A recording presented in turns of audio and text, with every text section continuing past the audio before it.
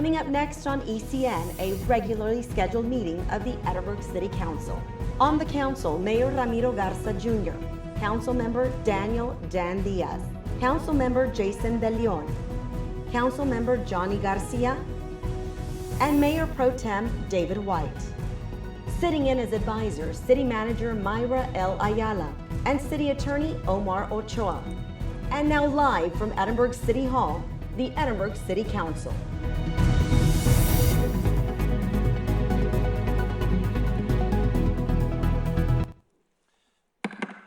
It is 6:01 by my watch. I'm going to call this meeting to order of our Edinburg City Council meeting this evening. I want to welcome everyone this evening.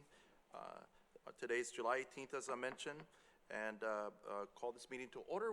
I do see visibly we have a quorum with all members of the council present. So at this time, I will start with prayer by Pastor Gabriela Conklin from the First Lutheran Church.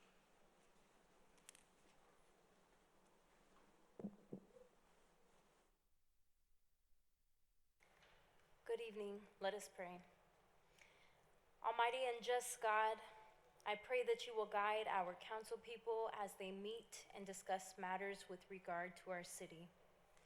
I pray they shall choose to do that which is moral and rational. I pray that their motivation in everything they want to do is the good of the people they serve and not their own. I pray that they will be able to find solutions to the problems our city faces and make good policies that address them.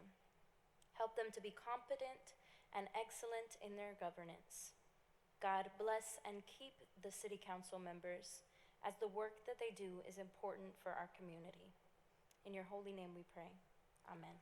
Amen. Please join us in the Pledge of Allegiance.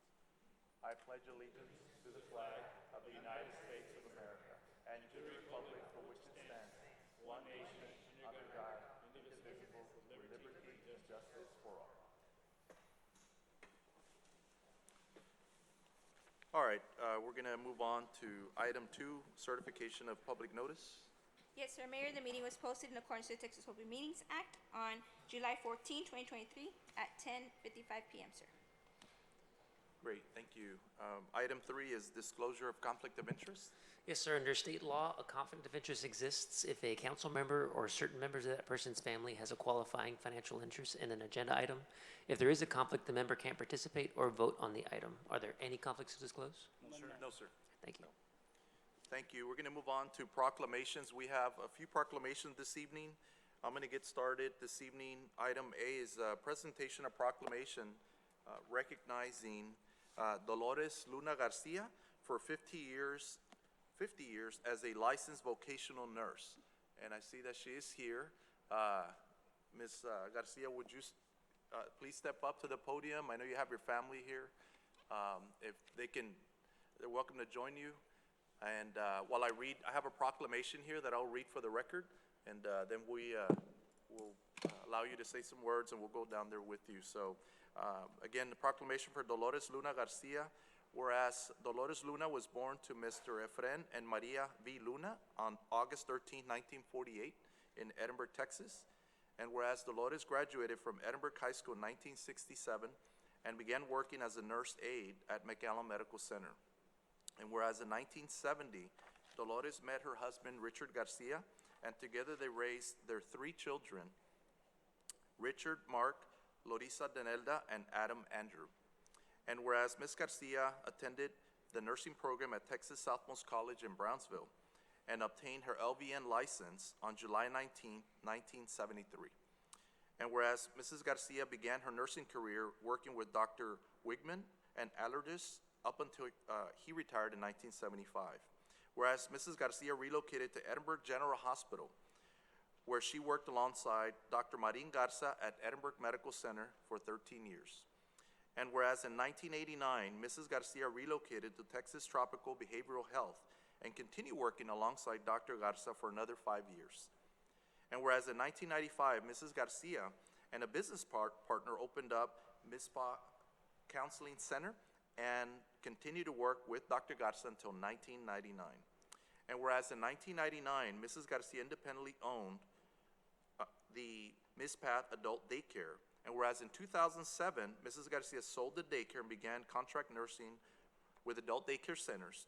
And today, with 50 years of nursing, she continues to do so. And whereas at the age of 74, Mrs. Garcia still lives in Edinburgh, Texas, where she has now been blessed with 7 grandchildren and 3 great-grandchildren.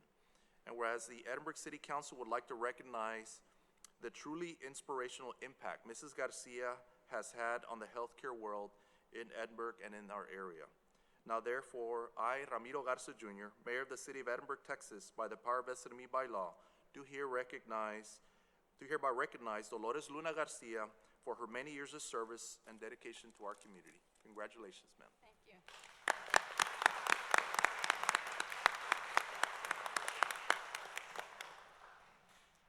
Mayor and City Council, I'd like to say thank you for this recognition.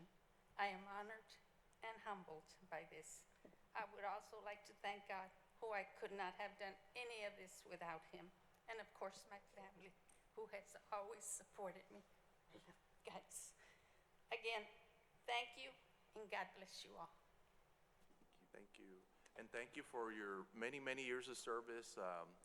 I read Edinburgh General Hospital, and I said, wow, I remember when that was Freddy Gonzalez, that when it was sold by the city, it used to be part of the city, so congratulations to your many years of service, and, Dr. Marin got a whiff of this, and he called me last night. Oh, So, yeah, that was awesome. No, very We worked nice. together real Yes, well. and I want to say, ma'am, congratulations and all your family, your support.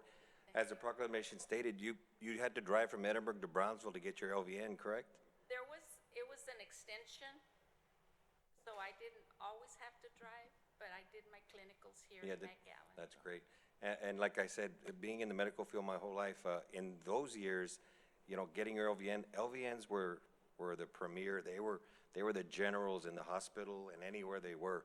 RNs were just far and few between, but the LVNs were the workhorses. Yeah. And the RNs always knew that if you wanted to be successful, you had to work with the LVNs. So I know the struggle. I've seen LVNs that have run floors and facilities, and it's a great accomplishment, man, 50 years. Thank you for all your years of service. And this is not a retirement. This is just recognizing Just a the 50 recognition. years. So, I know you're continuing to work, so it says a lot. I know where I work right now at a daycare, and I told him, I said, I turn 75 next month in August. So I said, and I said, Rocky, I think, and he said, I don't want to hear it, I don't want to hear it. I don't want to know that you're quitting. You're not going to quit. You're going to keep working. And I said, I got to quit sometime, Yeah. But I Well, for enjoy now, my work. enjoy this recognition, and congratulations to all your family as well for this milestone. So, Thank you. thank you. Thank We're going to you go so down there to much. take a picture.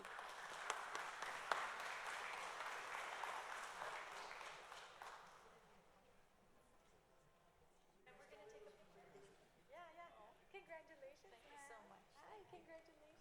Thank you. Yes. Congratulations, ma'am. Thank you for everything. Here you go. Congratulations. Here you go. You can hold that, and then your family can be around you. Will you take a picture? Congratulations. 50 years, 50 years.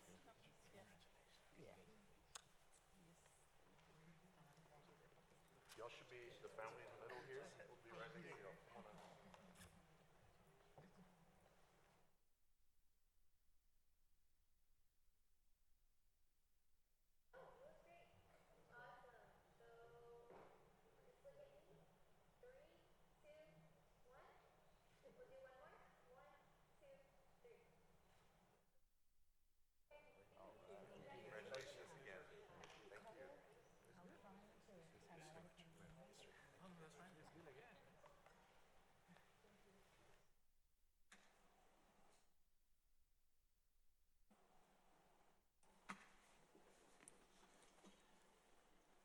All right, we have another proclamation to present. This is a proclamation recognizing August 1st, 2023 as National Night Out. And I see our police chief is here and our officers, and they're being a little shy. I know y'all aren't shy, gentlemen and ladies and gentlemen, so please join us up at the podium while I read the proclamation. 27th Annual National Night Out. Whereas National Night Out was introduced through an already established network of law enforcement agencies, neighborhood watch groups, civic groups, state and regional crime prevention associations, and volunteers all across the nation to sponsor unique crime, drug, and violence prevention program. Whereas National Night Out is an excellent opportunity for the City of Edinburgh to join forces with thousands of other communities across the country in promoting efforts that help the department build relationships with the community and create safer neighborhoods. And whereas National Night Out gives parents and their children the opportunity to see squad cars, various emergency response vehicles, learn a variety of safety topics, and numerous interactive family-friendly activities, it is a chance to bring neighborhoods together with the men and women who protect them. And whereas the safety of our communities depend on both law enforcement and the neighbors they serve, National Night Out enhances a positive and valuable interaction, the key to building lasting community relationships. And whereas it is essential that all citizens of Edinburgh be aware of the importance of crime prevention programs and the impact that their participation can have on reducing crime, drugs, and violence, National Night Out brings police officers and the members of our community together in a fun setting and gives them the opportunity to get to know the officers and ask questions. And whereas the City of Edinburgh plays a vital role in assisting the Edinburgh Police Department through joint crime, drug, and violence prevention efforts in Edinburgh and is supporting National Night Out locally. Now therefore, I, Ramiro Garza Jr., Mayor of the City of Edinburgh, Texas, by the power vested in me by law, do hereby proclaim August 1st, 2023 as National Night Out in Edinburgh, Texas, and I call on all citizens to join the Edinburgh Police Department and our community in supporting the 27th Annual National Night Out that's taking place on August 1st, 2023. Thank you, Mayor. Jaime Ayala, Police Chief. And I want to emphasize that National Night Out is truly a community celebration. National Night Out isn't just one night.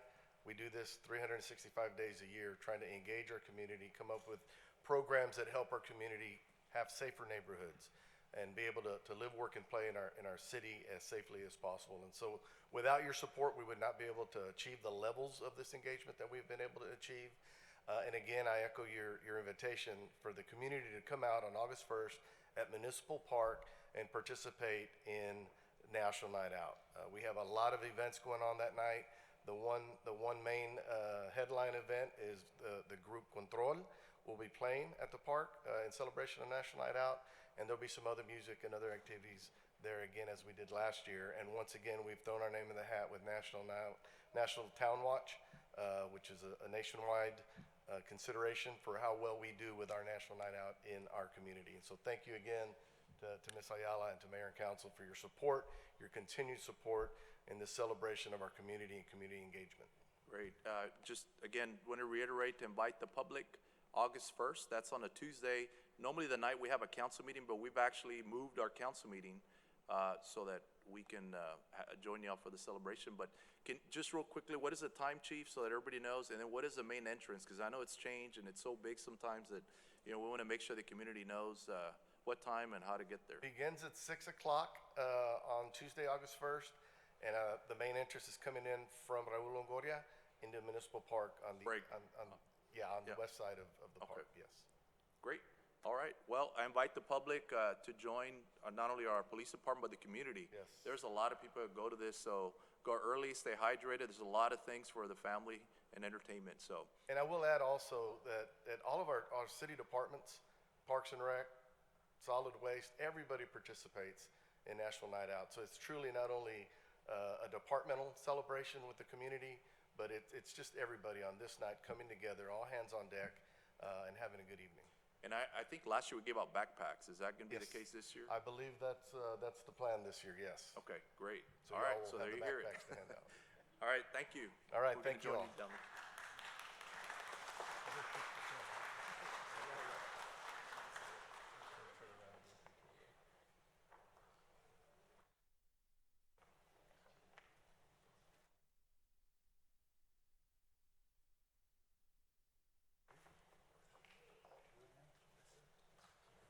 Thank you, Mayor. Here you go, sir.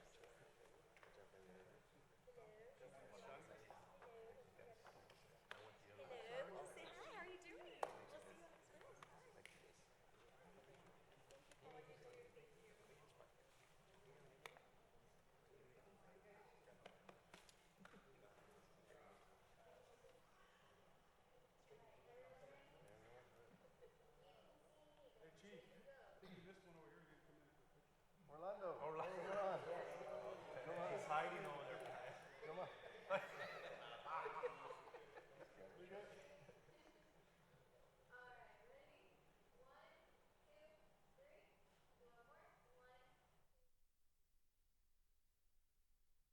All right, guys. August 1st, everybody, join the police department. Thank you, guys. Thank you.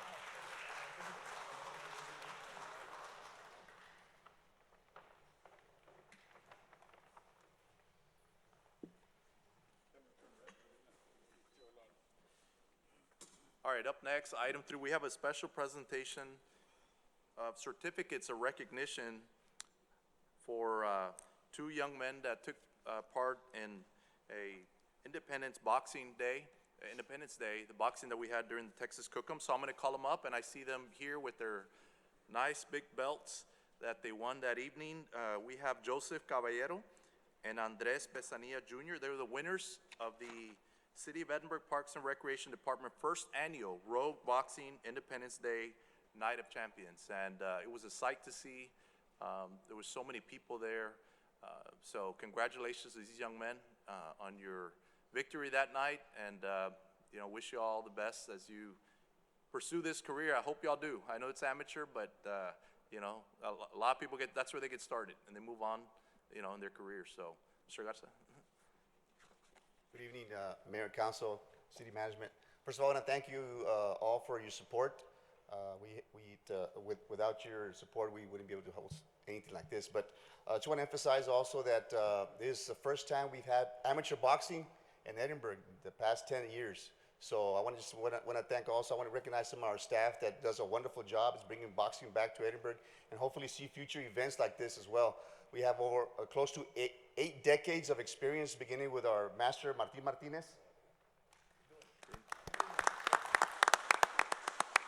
And also our champ, Eric Molina. And staff member, Orlando Cavazos as well, one of our coaches there that talks about.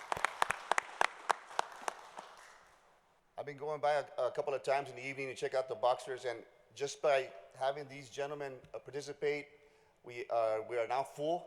We're at capacity for all our boxing our boxing classes. So I want to thank you guys as well as our staff to make that happen. Also, in a couple of weeks, they will be traveling to Brownsville to compete in the state level, in the state games as well. So good luck to Joseph and Andres. With that being said, I'd like to have them say a few words. Andres? All you can say, I appreciate the city, my family. Thank you for everyone, and keep going with boxing. I wanna win the tournament. All right. Can you? Joseph Caballero. Hi, good afternoon. I just want to thank the City of Edinburgh for coming out and giving me an opportunity to fight in my backyard, and hopefully keep on fighting in the future for the City of Edinburgh, and hopefully bring more titles and belts All right. for the city. Thank you. Tell them about the white belt. Oh, yes. The red belt is just for the win, and the white belt is for the fighter of the night. We had all the fights, 14 matches, and got the fight of the night. Got a TKO, so hopefully next weekend we go for another one. And it was quite an event. I mean, a lot of us were there, and to see that up close, and how many people went. We had so many activities taking place that day, and the boxing one, there was so many people there that didn't ever leave, even though fireworks started, and everybody's still there. So congratulations to everyone involved in making this happen, and it looks like it's going to be the first year of many, because of all the support. So we have a couple of certificates here we want to provide these young men. And Yeah, let me say congratulations, and Coach Garza said, is it Mr. Besamia? Yeah, he was, and the other gentleman is Joseph Caballero. So Joseph Caballero actually lives, his backyard is Ebony, so he was literally fighting in his backyard. I was lucky enough to be there and got to award some of the belts, and it's just beautiful to see. I have to commend Champ Eric Molina and our director, Javi Martin.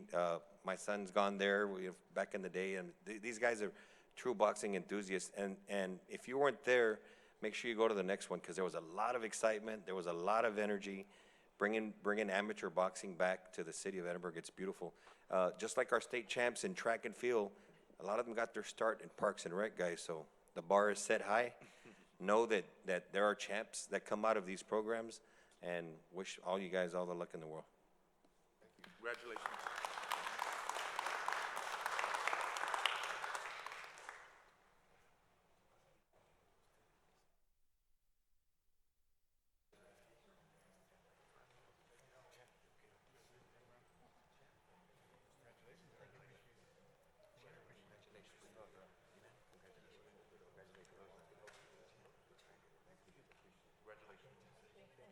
Congratulations, man. You know this for you. Have your mom help you hold it. I'm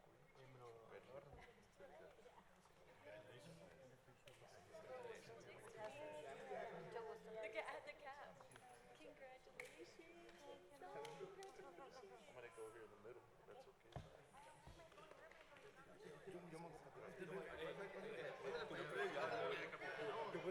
Thank you, Sandra. We can try to get as close as we can. Hold on, because they're touching.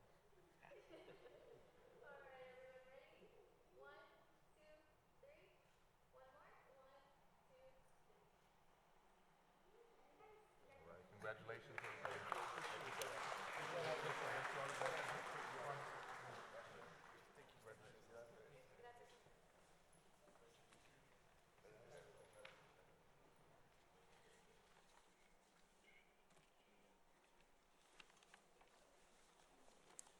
All right, we're going to move on to item 5, public comments. Yes, sir, Mayor. The Edinburgh City Council allows for a specific portion of a city council meeting to be dedicated to public comments. Public comments are limited to 3 minutes. I will be taking time. Please note the public comment period is not interactive. The council may not respond to public comments. The first public comment is Fern McClarity, taxpayers' money.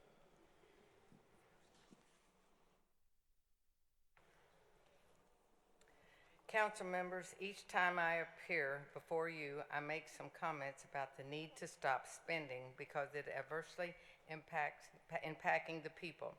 To me and those who sit in the audience, your actions are difficult to understand because we could never do that in our own finances. Currently, each family in this community is going through an annual fight with the appraisal district because they again are increasing our property values in an effort to take more. It seems that in one of the largest and poorest counties in Texas, there is a limited supply of land, and therefore it is always increasing in value. Do you know that according to the U.S. Census, the median household in Edinburgh is $53,000 for a family of 3? It's very difficult to live on an income of $53,000 a year, and yet the action of this council are to take more each year. And why? Because you can't tell the difference between want and needs. And the members of the council or any of the taxing entities, I'm not just going after y'all, are disconnected from the people that they represent. Well, the good news is here. It seems that most of the people in Texas understand exactly what I am saying because it is also happening to them. Earlier this week, I sent each of you a summary of the property tax reduction bill that will be on the ballot in November. If you want a copy of the summary, send me your email. This bill embodies all the frustration that Texas families have toward a tax system designed to take more each year and that results in increasing the number of families living in poverty. The bill is supported by all the Republicans and even some of the Democrats. The bill will increase the homestead exemption from $40,000 to $100,000. It will include small businesses. It will establish a cap on increases. It will not provide new funding for the schools. It will cut franchise taxes for small businesses. Senator Paul Bettencourt said the deal would save the average homeowner 41.5% on property taxes each year, or an average of about $1,300 per year. It is important that we all vote for this bill because we will all benefit from it. And like I said, this is not just directed to you, it's every one of the taxing entities that is on your tax bill. That I know there's needs and things, but there are people that cannot afford anymore. They are stretched out. You go to HEB yesterday. Normally it's 100, 150. It was closer to 300 for the same things that you would get before. So when y'all are looking to spend, please think about the people that put y'all in that place, because one day they're not going to have any property to live on or for their children. Thank you. Thank you, ma'am. Thank you. The next public comment is Richard Montes de Oca regarding the Sound of Freedom. Good evening. Good evening. Richard Montesioca. I'm here to remind you that our local theater has a new movie. It is titled The Sound of Freedom. It is something I think that we're all fairly familiar with, but I think it's being brought to the forefront because it is increasing, I would say, because of the problems we're having on the border. So I wanted to remind you that it is available at our local theater, and you should attend to see it. And take a lot of napkins, a lot of Kleenex, because this is going to be a strain on your heart. Thank you. Thank you, sir. Thank you. There are no further comments, Mayor. All right, thank you. We're going to move on to item 6, presentations and reports. We have item A. This is a presentation, council, and possible action regarding the Rio Grande Valley Metropolitan Planning Organization Carbon Reduction Program, known as CRP, traffic signal deployment of traffic signal equipment within the city of Edinburg. Mr. Andrew Cannon is here. He's our executive director for the RGV NPO. Good evening, Mayor, Council, Tom Braden, Assistant City Manager. As noted, we do have Andrew Cannon here with the Hidalgo County, Rio Grande Valley MPO. He's going to go over some of the logistics that we have for the carbon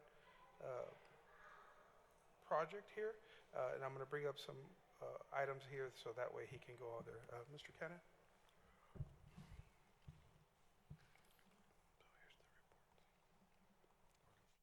Yes, sir. No, just a page down. Evening, Mayor, council members. Appreciate being here. I apologize, my first time using this. Hopefully I get it up there.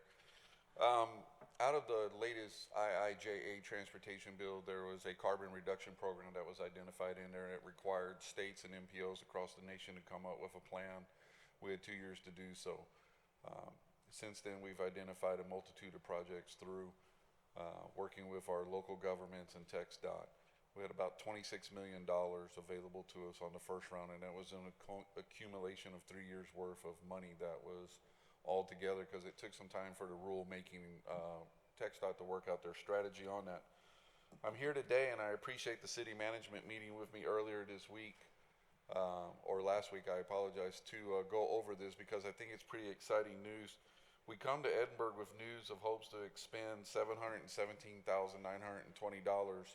within the city of Edinburg for synchronization projects.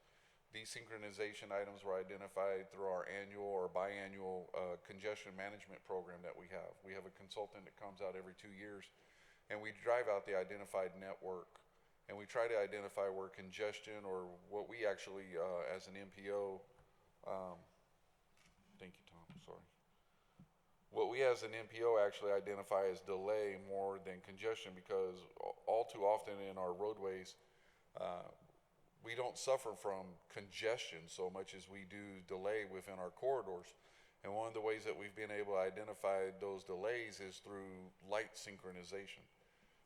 I know that this is something that we've identified and worked on with your staff. Thank you, Tom. Worked on with your staff going down 107. We're going to be having our consultant come back out. We just did an extension on it because, as you are aware, Mayor, TxDOT came out and milled the road after we did the last timing synchronization project on 107. Unfortunately, none of us were really aware of that, so everything we did was lost. But we did extend the contract, and our consultant's going to come back out and continue to work with city staff to put those synchronizations in, because we saw a real increase in traffic flow, which means less reduction. Congestion means less carbon. So we worked with TxDOT and with Federal Highways on this, and I'm just really happy about this, because as you can see up here on the screen, it's about $1 million for each one of the regions that we're hoping to expend on synchronization.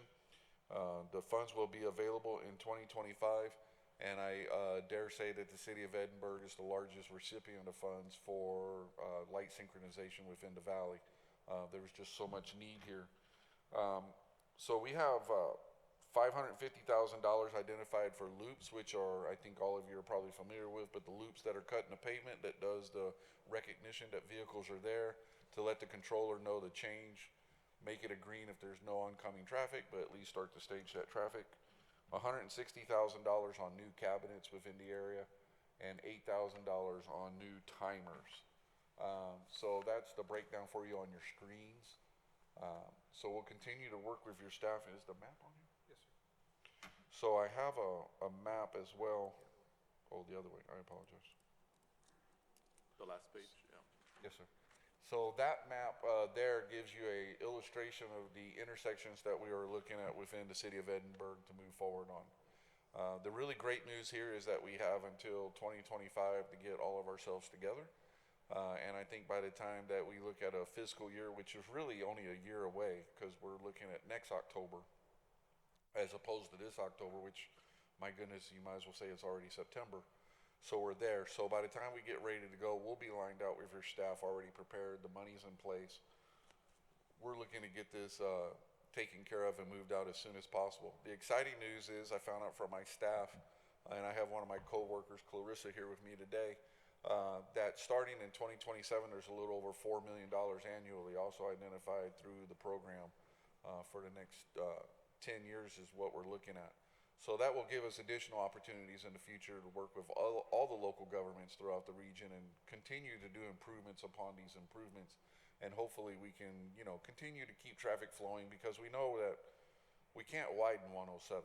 I mean, we just can't do it, but we can try to increase and improve traffic flow, therefore lowering down congestion. And anytime we do that, time is money, and I think people may not be mindful of it sometimes, but they appreciate it. They're able to get to their daycare faster, they're able to get to their job quicker, and it does have a positive impact on our environment by not having idling vehicles sitting there 11 o'clock at night. Maybe it doesn't pick up the vehicle. We're going to work on those signals so all that gets moving through and lower that carbon footprint. So we're excited about that. With that information, I think that's everything. I'd be glad to answer any questions that there might be. Sure. Anybody on council has any questions at this time? Yep, Mr. Cannon, the only question I had is on first of all, it's a great program. Thank you for bringing this to us. On the choosing of the intersections, how was that done? Did staff have input on that, or? Staff had input, to be honest, after the fact. What it was is it was through our congestion study, and we identified the highest need corridors throughout the region. Those with the greatest amount of delay that were identified with them. And then the ones that were identified with the greatest amount of delay, we went back and looked and saw what were the opportunities for improvement. Because not all of them are as simple as new cabinets or new loops. It may be that we have lights too close to another light that impacts it. And one thing that we do run into a lot in the valley is too many curb cuts along a corridor, too many access points with traffic that's flowing in and out. So once we try to get through and filter all that out, this is what we came up with. And then I did meet with Mr. Logan and his staff to make sure that they were satisfied with what we were proposing on these, because of course we didn't want to move forward with a proposal if that really wasn't the priority of the city. So I did want to sit down with Tom and his staff, and he gave me an afternoon, and we did walk through the processes. And as far as I am aware, your staff is on board with this and supportive of the identified intersections that we have. So in layman's terms, so this synchronizes all the lights so that there's better flow. So what, it's adding equipment to something that we don't already have there? Or improving the equipment, Councilman. It may be a very old cabinet. It may be that cabinet can no longer support upgrades and software to that cabinet, so we want to work on facilitating that. Loops are your biggest price point that you have on here, because so many of the loops are either cut when there's grinding going on, over time they fail. There's other things that are involved, so we can go through there and work with your staff to replace those loops. And that's really the easiest of it, so that it starts detecting those vehicles. And then geo-clocks, it's a very simple tool, but it really works great, because when you have a corridor like 107, even if you have all the updated cabinets and it's working well, if your clocks aren't resyncing to 0 at midnight, over time, they'll slowly get off like any watch. And so these geo clocks allow that to go back at midnight, all reset to zero. So the next day, when you're traveling westbound on 107, as it turns green, we hope to get green, green, green, green, and then we're working with the red, red, red. So that way we can keep that traffic flowing through. And I will say for the general public listening, if you do the speed limit on 107, you've got a real good chance of catching all those lights green. So that's just my plug on the safety point there. So, but that's how that was identified, and that's why that need was identified for that, sir. And just for the public's information, is this a camera that sees traffic, or is it a weight signal, or how is it? Loops are weight or magnetic. The cabinets are just the big silver cabinets that we see on the corner in many intersections that need to be replaced. And the clocks are within the cabinets. You don't see those at all. We have not gotten into other detection because the detection systems here in the valley vary so drastically between one city to another. So we try to keep it as simple as we can because in addition, and I appreciate the city manager coming to the office and visiting last week, what we're hoping to do, since Edinburgh is the largest grantor of the funds, if you will, is asking Edinburgh to be the fiduciary agent as we move forward with these for the purchasing of equipment for FAR mission. And there's a couple of things for McAllen. We did something very similar to this several years ago, and it was sort of the other way. Mission was the fiduciary agent for the equipment because they had the larger portion of that. It was through a different program. But then that way, we look for the group discount to try to keep it all as similar as possible as we So move it forward. is based on weight, and I can just tell you from riding a motorcycle, a lot of times you park there waiting for the light, and it won't change. You and me both. And I was, and I was always trying to get the law changed on that because many states have after 2 cycles, we could legally turn left on a red light because those are magnetic loops that we don't have enough to us to get picked up. So I'm with you on that one. So. Right. And so my main question in all this is staff, being that this is a loop and it's a synchronization, is staff going to be able to adjust any light in a specific intersection if there's an issue? Staff has that ability now, We sir. operate it, Yeah, but, and it won't affect the loop, or, Well, the loop is the physical ground product that goes in the ground. So nothing is affecting the loop. The only thing they could possibly do is affect how the timing went on the corridor, if that's what you're referring to yeah, when you say loop. I am. Yes, sir. Because there's been several intersections where I'll sit there and the light turns green or red just too fast, and so we're trying to make a pause to make sure that the green doesn't get. Oh, believe me, I so appreciate as long as those. we still have the ability to delay those. We work with, and I don't want to speak out of turn for Tom, Steve Taylor, our consultant, he will come down and work with Tom's staff to implement the timings that we have that we work through a model. We are mindful that those are not absolute values, and at times those need to be tweaked to real world situations. So I believe that Tom and his staff have that ability to tweak that in any manner so we know that the timing may need to be adjusted up or down and allow for those So greater when you do buffer that, it affects the rest of the lights? Is that how it works? Okay. That was my main We question. try to keep it minimal though when you have that. Exactly. Just by a couple seconds, again, Tom Reyna, Assistant City Manager. And yes, sir, to answer your question on the loops, it could be either the loops or the camera detection. Now, the camera detection, I don't want to lead anyone to say that it records. All it does is pick up whoever's in the queue. So we do have some out throughout the city, and some of them are loops. So with this funding, that's when we coordinate with the other cities on what everybody's going to need and what we're going to prefer and try to get the best value for this on this funding. Awesome, thank you. All right, Tom, real quick question, last Tom, because on East 107, I didn't see any signals on there, anywhere along East 107. Yes, sir, but those will be addressed with the 107 And also, I project. was gonna make sure, okay. Yes, sir. So as part once- of that project, that will be addressed, okay. After Yes, we sir. take care of that. And then the other one is a timeline. So when does it start, and when can we tell the public we're gonna get this in place? Well, Mayor, the funds are available in FY 2025. So Okay. like I say, in about a year from now, there's no reason we wouldn't be able to sit down with your staff and see where we are. I visited with the city manager of Tom to ask, maybe start working on the coordination process for the MOUs between the cities. And that's on your timeline. whenever that works out best for you. And then we'll be ready to go next October on facilitating purchasing the equipment. The caveat to that is, and Tom could probably speak better to it, is on some of the cabinets, sometimes we do run into a delay. It's not just order them and we get them in a month. That sometimes can take time, but we will be able to expend the money and at least get that process underway. Correct? And so, on that note, Tom, I know we're pending a few current signal lights and key intersections. Are we going to be able to upgrade to this system? We're gonna go, that's what we're gonna base all the equipment that we're gonna be based on that new intersection for the new controllers. What we need to do is coincide with the other cities, as everybody uses a different controller module. So that's what we'll try to coordinate and ensure that it benefits the city and it benefits each of the recipients. So this timing won't be in there because they're not in the existing plan. But once we get that corridor going, we'll be able to come back and do that.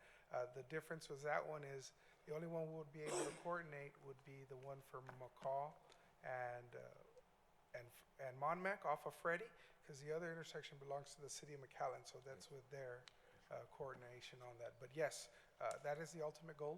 The ultimate goal is to have every intersection have its own binder. So when we come, each individual binder will have every traffic control plan for that, which would be the timing, the equipment, and so forth. So you could always look out and make sure everything's in sync at that point. Without having, asking for $2 or $3 million for a traffic operations center. Yeah. All right, then, one last question on the, for, at least from my part, on the programming of funds. So the total, I guess, allocated is, There's a gap, yeah. there's a gap. Is there a match? Is there a city match? So I see it's 945,000, but the cost proposal has us allocating 717,920. I Yes, just sir, had a but- question, there's a gap there, so I didn't know. No. That's a good one.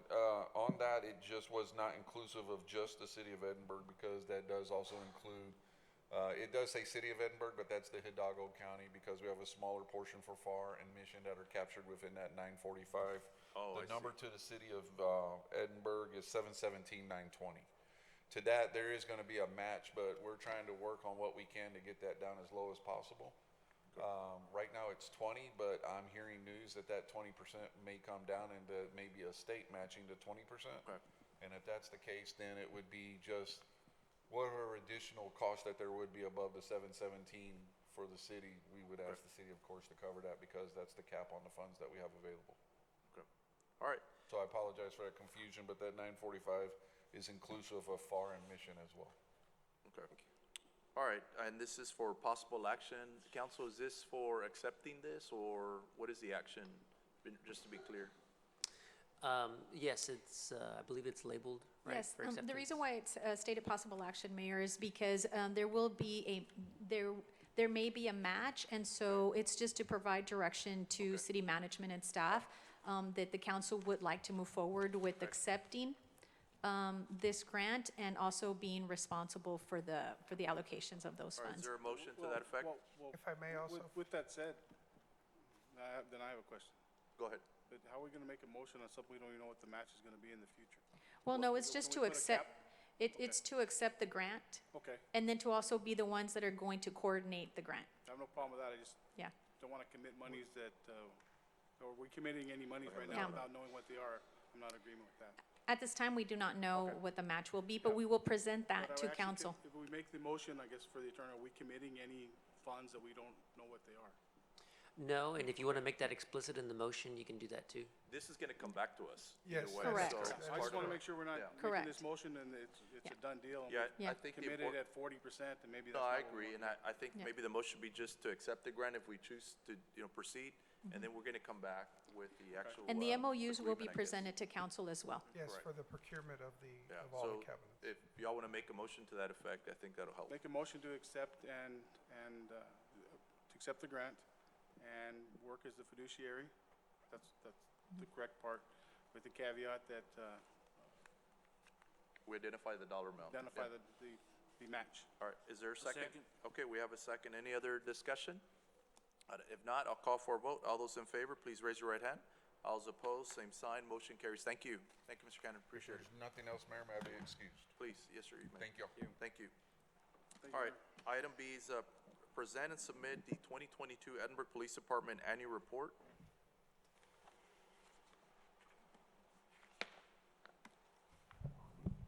Good evening, Mayor and Council. Jaime Ayala, Police Chief.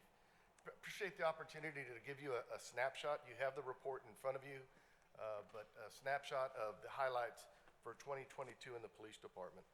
With crime, the NIBRS reporting that we do is crimes against persons, crimes against property, and crimes against society.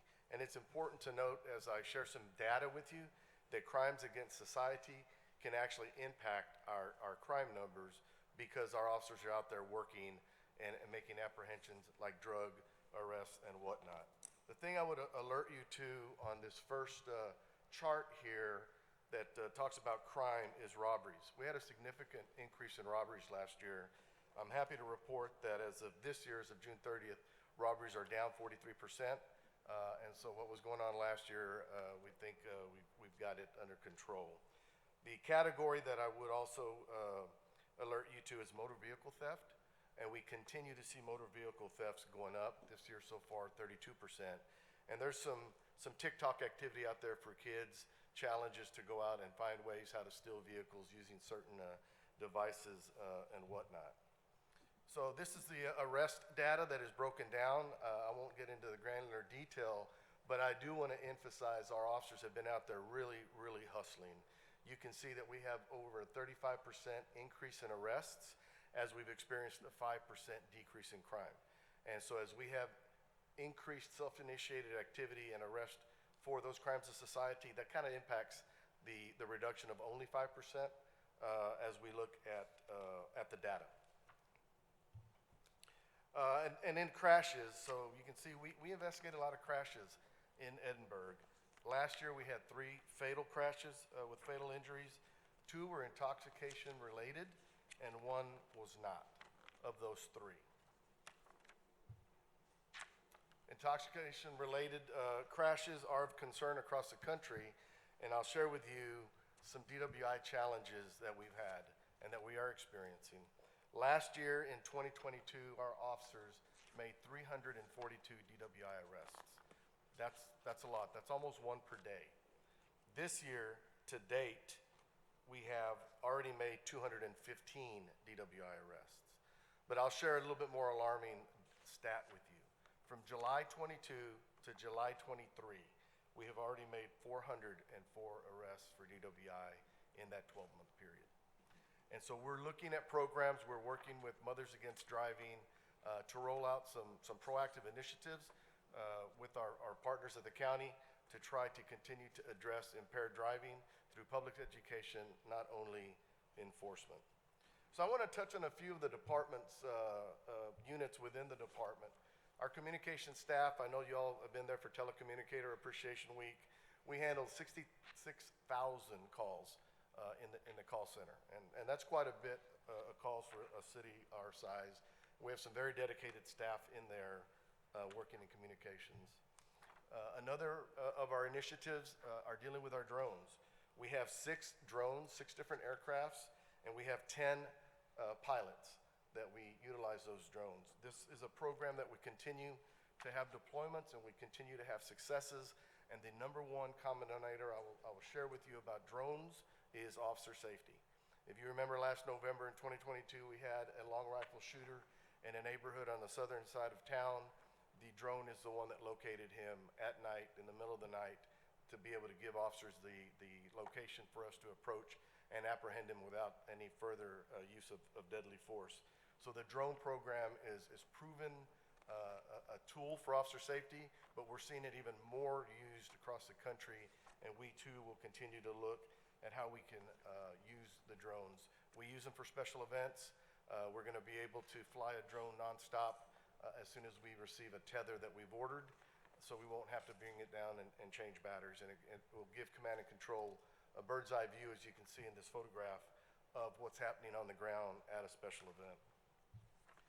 I do appreciate the support of our city manager's office and mayor and council last May of 2022 during Operation Coyote Watch. This is after the mass shooting that occurred in Uvalde.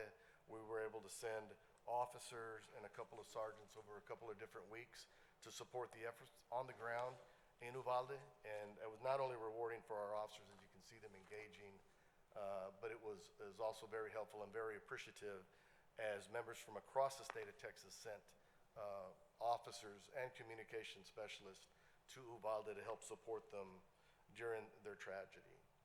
Tonight, you saw National Night Out coming up August 1st. Our community-oriented policing efforts continue to grow. We continue to come up with programs, with outreaches to be able to engage our community to help them achieve safe neighborhoods free from nuisance or social decay.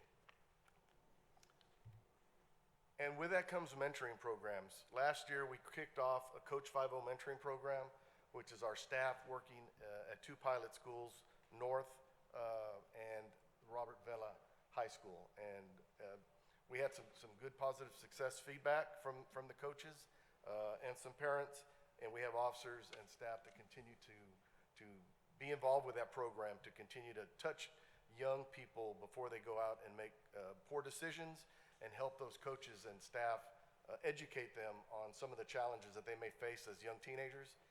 And that's a great program that we've done.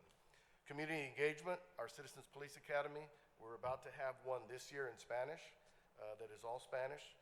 We are going to do another clergy and police partnership and partner with our clergy. And so our community engagement is going to continue to grow as we just rolled out a Business Watch program. We will continue to look for opportunities to engage communities in the business and in our neighborhoods to have positive relationships. Last year, you authorized the purchase of 2 new motorcycles. Our 2 motorcycle officers work traffic enforcement day in and day out. I'm sure you have heard about them or people have shared information about them. But I'll share with you that these 2 officers in 2022 made 5,548 traffic stops, had 7,173 violations, of which they issued 3,678 citations and over 18 warnings. So the enforcement isn't the only thing they do, public education and giving warnings and correcting driving behavior. And with all of that, we wrapped it up, as you know, earlier this year with our first annual awards banquet, where we were able to recognize annual award winners in just a really nice banquet setting and give recognition. And we're working on our second annual awards banquet next year, coming off of 2023. And I can't tell you how much we, the officers and men and women that work in the department, appreciate the support you have given us with the resources, not only financially, but just spiritually, to help us achieve the goals that we're trying to achieve. With that, that's just very brief synopsis of the report you have in your hand. I'll be more than happy to entertain any questions. Anybody on council has any questions for Chief at this time? Chief, the only thing I'll mention, or it's really a question, the FBI crime index, is that in here, or is that separate from this, that is reported every year? So our NIBR's reporting, the crimes against persons and society, that is what gets reported to the FBI. Okay. And so the 5% reduction, a little over 5%. Right. Is these are the numbers we actually report to the FBI. And do you have, how does that compare, other cities our size, not just in our area, but throughout the country? We haven't necessarily compared to, let's see how. Right. A lot of cities experienced crime reductions during COVID, and now we're starting to come out of COVID, so we're going to see what 2023 really offers us. But I would say any year that we have a reduction, this year we're year-to-date almost at an 8% reduction. When you see the enforcement of crimes against society, that increases those numbers up, and crimes coming down, any decrease in crime is a positive outcome. Right, okay. It- Go ahead, sir. So we're reporting in NIBRS now, not the FBI, but it's all the FBI, but Yes, we are doing the National Incident-Based Reporting System. Is that the one, is it mandatory now? Because I know Yes. they were looking at, so everybody's doing it, so we're being, Well, there's still some agencies across the country that are trying to switch over from UCR Okay. to the National Incident-Based Reporting System. Edinburgh did it a few years back, and we're in compliance as far as I know of when we got started. do you know if everybody's required? They're not statewide required yet or nationwide. I know that's something in the works, so we can, because right now doing NIBRS with UCR it's hard to look at oranges to oranges. It changed, the numbers changed a lot, and we had to do some education Yeah. on the numbers changing because it's different than UCR. There are some agencies that aren't reporting at all. see. New York, I understand, doesn't report their crime numbers And at that's all. part of where it's gonna make it difficult for you to actually compare agencies Right. with agency because of the two different reporting systems. Like anything, it's government. It sounds like it should be exactly the same, but this is government. It's gonna be Right. a little, Yeah, I understand. there's gonna be some oddball stuff that's gonna happen and I just know that NIBRS was eventually coming to everybody. We had to report the same, so we could be oranges to oranges. Yeah, I believe it was mandatory for all by 2018 or 19, somewhere in that area. But then COVID hit and that changed everything too. Thank you, Chief. Great. Thank you. The only thing I'll say, we're growing so fast that that population having here has, needs to be updated to, we're now at 104,000 population, I think. Is that correct? So, yeah, I mean, it's just, the population is growing, and of course, that comes with its challenges, right? So, but thank you, Chief, and thank you all the police department for all the work that you do. Thank you. I appreciate it. Thank you all. Thank you.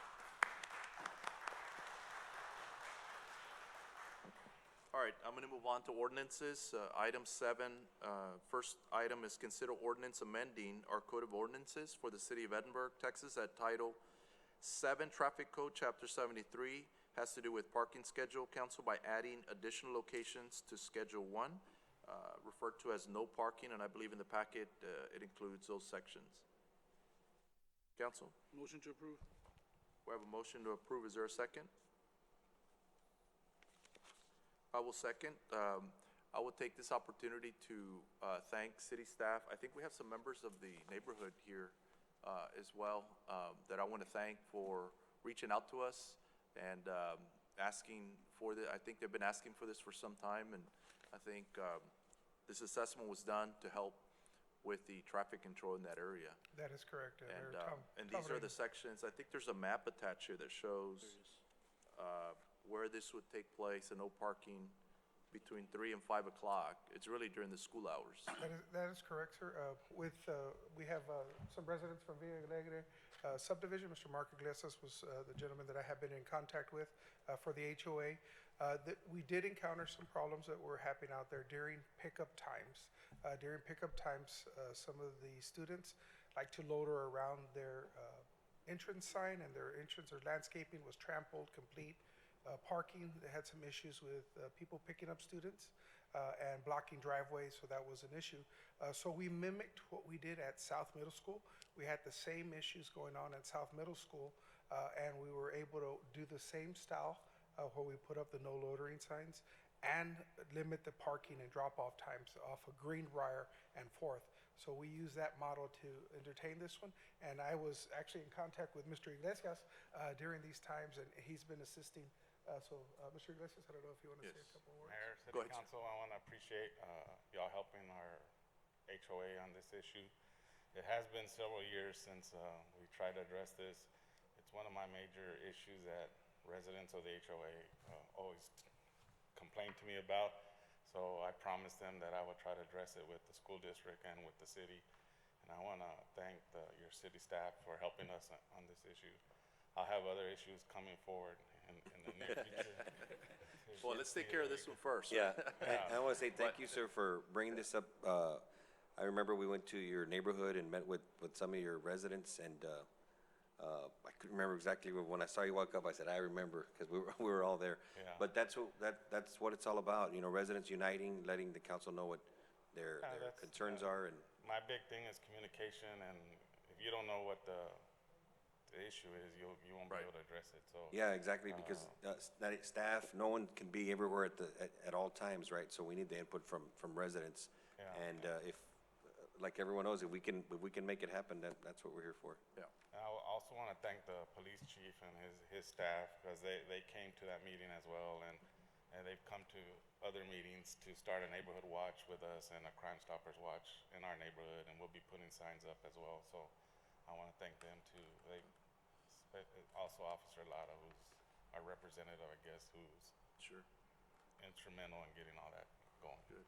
Thank you, and thank you for hosting us there. It actually was at your house. We hosted this.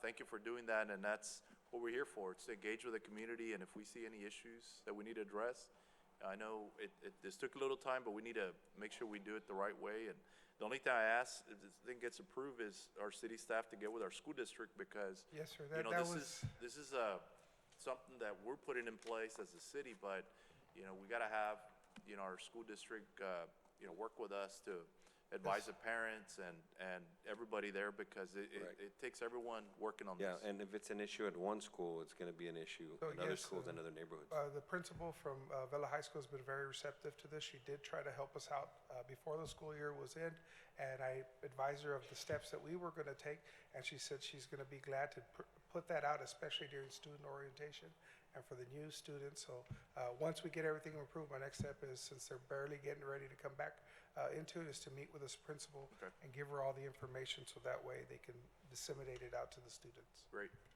All right, thank you. Yes, sir.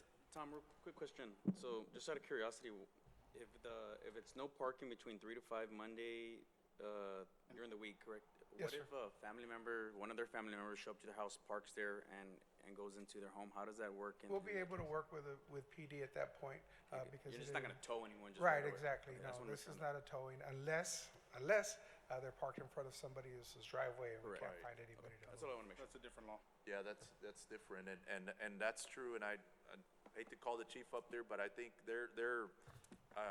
these kind of things, it's a educational situation. I mean, we need, it's creating awareness, with the public, and, because it's gonna take a little time. This is, if this gets approved tonight, it takes effect when? Actually, it says today that we codify the ordinance, so that would be what Ms. Clarice, before the school starts. Yeah. Hopefully we can get started. School starts August 14th, so. Public Works is already making the signs. Yeah. So that way we have them ready. Right. We call for spotting and then they get installed. We also will have to paint some of the curb red, so that way, and the no loitering signs would be up also. Chief, real quick, do you mind addressing just Councilmember De Leon's question? He was asking about, what if family members are parking there, and are their cars gonna be towed, or, within that time frame, 3 to 5 PM, when the no parking? So Jaime Ayala, Police Chief, to answer that question, education is first. There needs to be a grace period. We need to educate specifically the neighborhood because they're asking for this, right? And so if they're asking for it, we want them to comply with what the regulations are. The intent is not to tow vehicles, but if we had to take enforcement action, we would cite them first. Ideally, we would want to find out who the vehicles belong to and then see if we can get them moved. That's all part of the initial phase of making the community informed on what it is that the city is going to do to help alleviate the pickup parking area in the neighborhood. The last resort we want to have to deal is tow somebody's car. It's more of, can we get you to move it and don't do it again, but if it is a repeat situation, then we would take the enforcement action. Yeah, thank you. Thank you, Chief. Mayor? Yes, go ahead. Yeah, I just got one thing in my book. It shows here that there'd be no parking that would prohibit, would prohibit street parking from Monday to Tuesday between 3 and 5. No, it's Monday through, should be Monday. Should be through Monday. It'll be Monday through Friday, you get back on the actual one that comes in, but the actual part that we read to make the thing, it says Monday through. Yeah, Do we if need we to fix could, that? The typo. if we could make a note of that, it touches here is Monday through Friday. The other thing I would want to know, maybe the chief or somebody else, is I'd like to add the word stand. You've got no parking zone, which is actually no parking vehicle and park. And a lot of times in the parking, you can't, you stand, it's called stand, which is I'm gonna sit there with my foot on the brake and just leave it in gear, and I'm just gonna stand there, wait for my kid to come across or whatever that is. So I think we should add the word stand Okay. to the motion.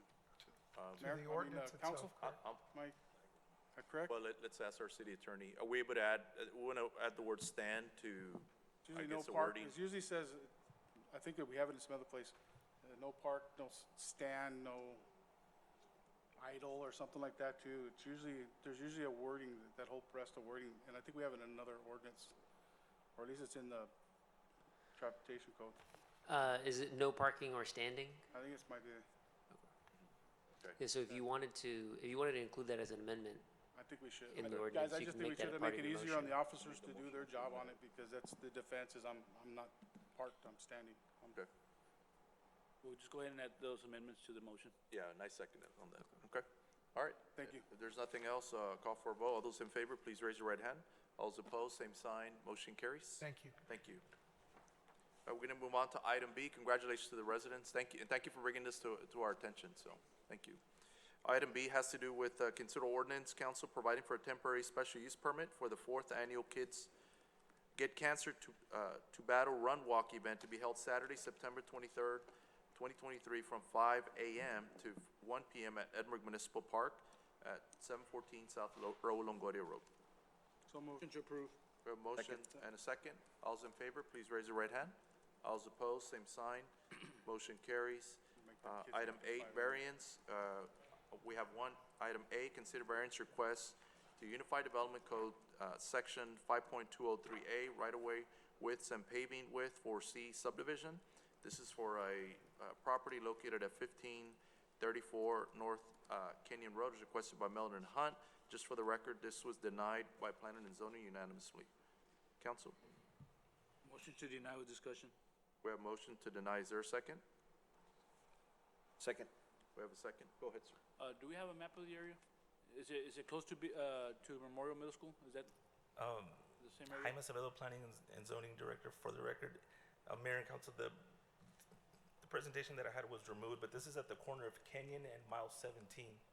It directly abuts our city limits. Now, I did get a request from Meldon and Hunt before the meeting to withdraw the item.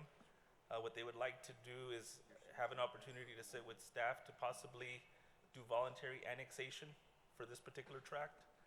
So that request was made late today by Meldon and Hunt. Now, it's up to the council to either grant the request to bring it back later, or you could act But on the just item. real quickly, can you elaborate on the request in itself? This for paving? This the is white- this yeah. is it's a 8-acre tract. It's 4 family lots that they want to divide, 2 1-acre tracts, 2 1-acre lots for single-family homes, and then there's going to be 2 larger lots, about 2.5 acres each. Okay. And So this is a family-owned tract of land? family-owned tract. It's a 4-lot tract. And what they want to do is they want to forgo paying $44,000 worth of street widening cost. They're willing to dedicate the land that's required for the additional right-of-way, but they don't want to pay the $44,000. Being that it's so close to the proximity to the city, I mean, it's across the street from Kenya. Right. We So- denied it. So the city requirement is for them to widen that section? To pay or escrow the widening Okay, costs. got it, okay. And that's what they're asking for a variance on. Now, they are wanting to meet with staff to possibly come up with an annexation agreement.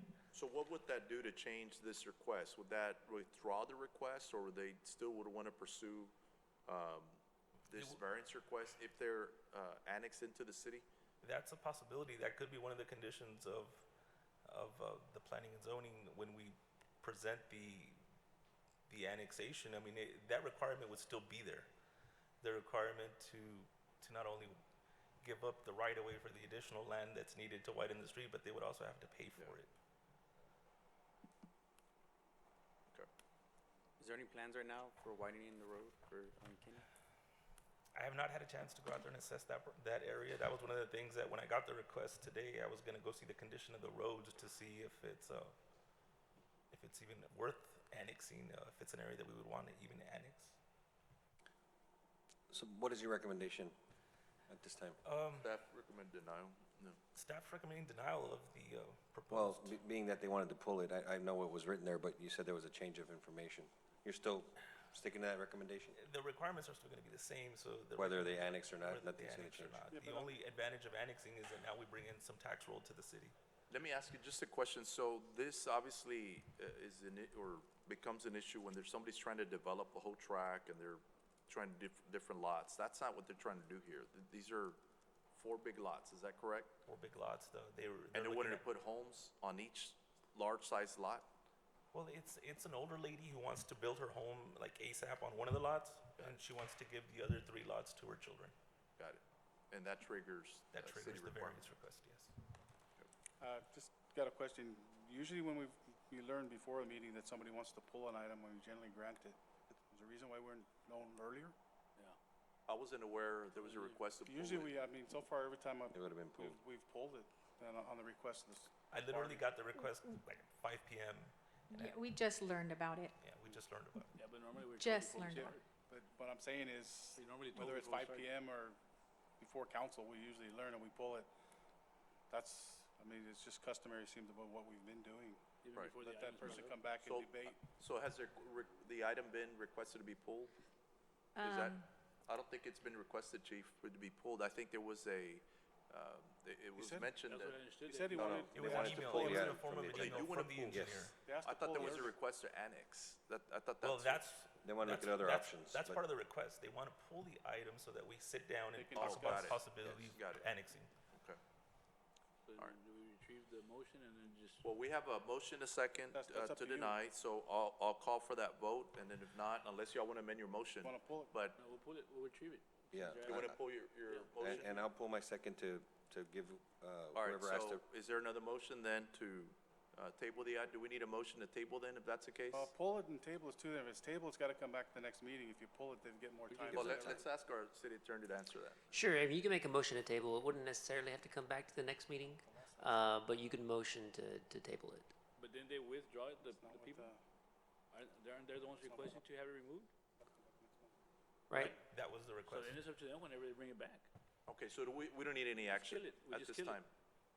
Well, you don't need to take action, but if you want to make it clear that the city council is retaining the option to consider this, the best action would be to table. Okay. We can't just let it die, huh? It's to the city council's discretion in terms of what action it wants to take. Okay, we pulled the motions. Is there any other motion? I'll make a motion to allow staff to speak to the owner of the property, and then we'll take it into consideration then. So is that a motion to table then? Oh, hi, Mayor, Motion, second. motion to table. Okay, then I'll Second, change or the motion second, to whatever you table. Do you want. have a second? All right, Jaime, all what, those- Jaime, ahead. what are some of the options that you're, I guess, gonna consider working with them for, I understand it's a family, lot, so what are some of the options you're thinking of giving them to comply with the city code? I mean, the city codes are the city codes. If, we would have to look at what the tax roll would do to the city. I mean, what their proposed improvements are gonna generate as far as taxes to the city. And then if, we would have to get with PD and fire to see if they're willing to extend their services to that area, with sanitation to see if they're willing to extend their services to that area. And, at this point, the request, I think, would still be on the table to waive the street widening cost.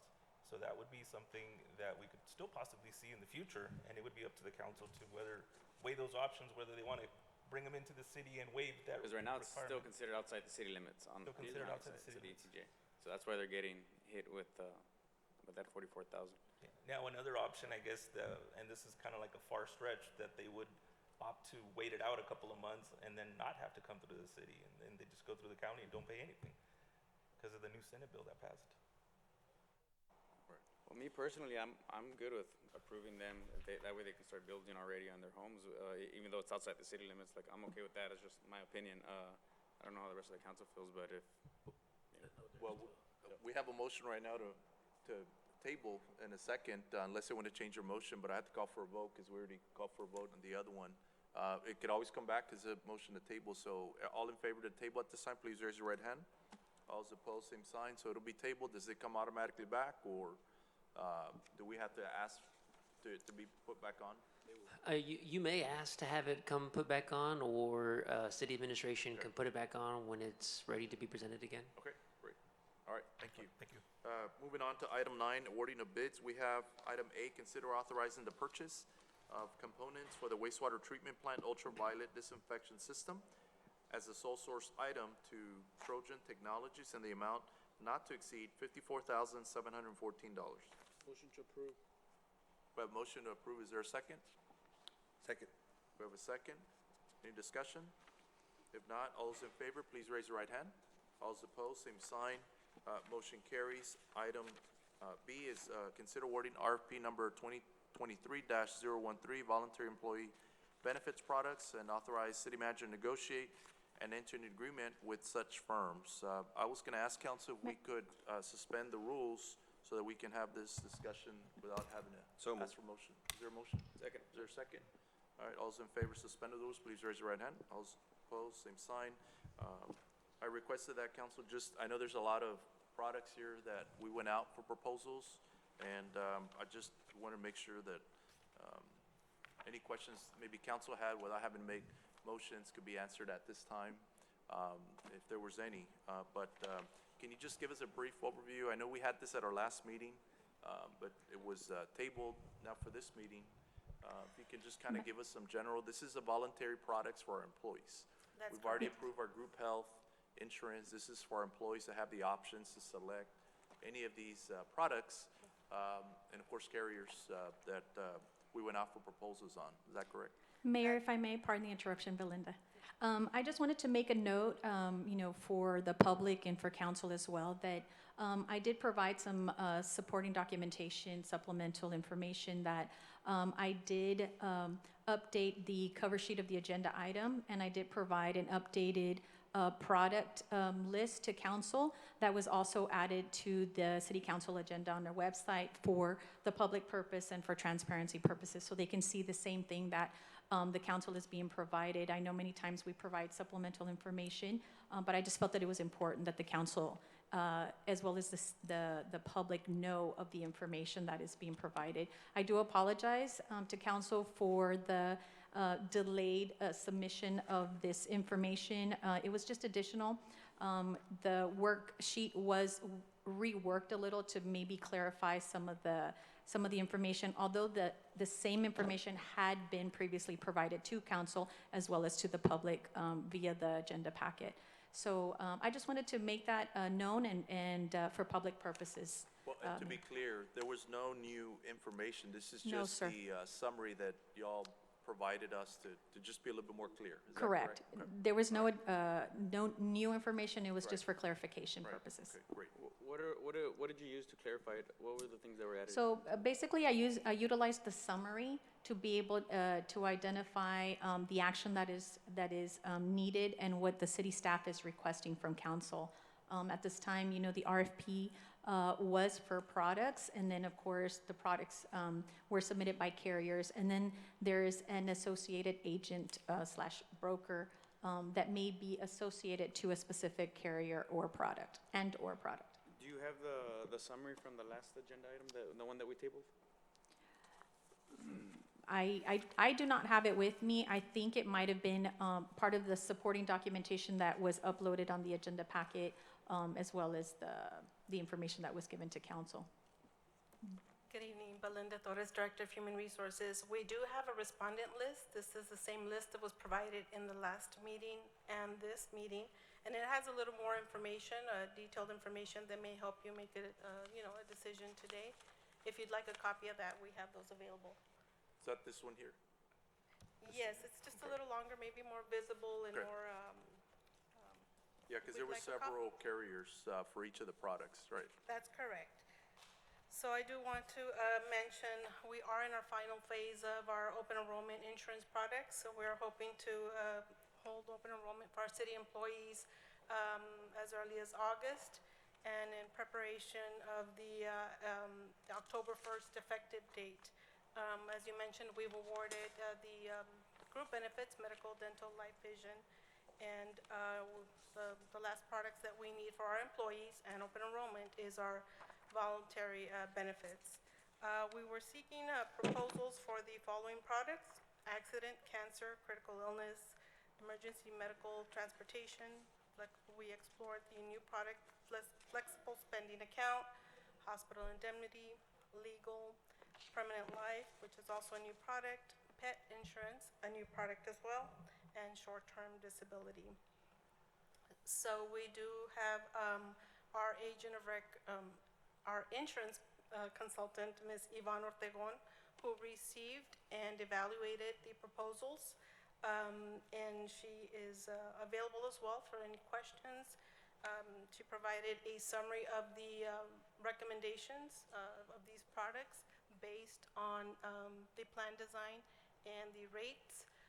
They were in comparison to our current products, current rates and plan designs as well. And the recommendation submitted to Mayor and Council is based on the evaluation of our consultant and reviewed by staff as well. Belinda, real quick, I know you all have an employee health committee, is that correct?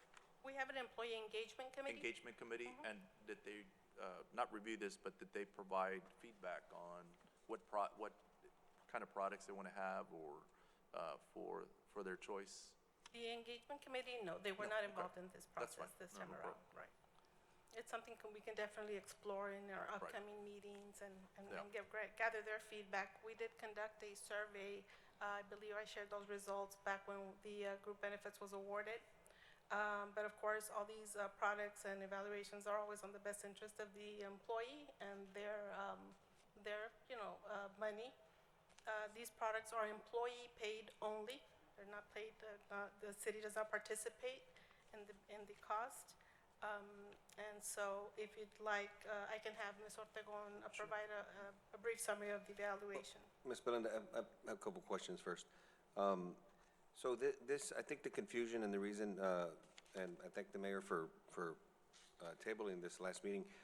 I understand there's carriers, and then there's also brokers or agents. This RFP, was this done as the way it's always been done the previous years, where the AOR for major medical, dental, and vision is done, and then the volunteer is done by carrier, and they can also recommend brokers? So for history purpose, we have had one agent for all products, or we've had more than one agent for several products. So it has been dissected by product in the past. What we've tried to do this time around, every RFP process, I make my COEs, my correction of errors, and I try to streamline the process the next go around.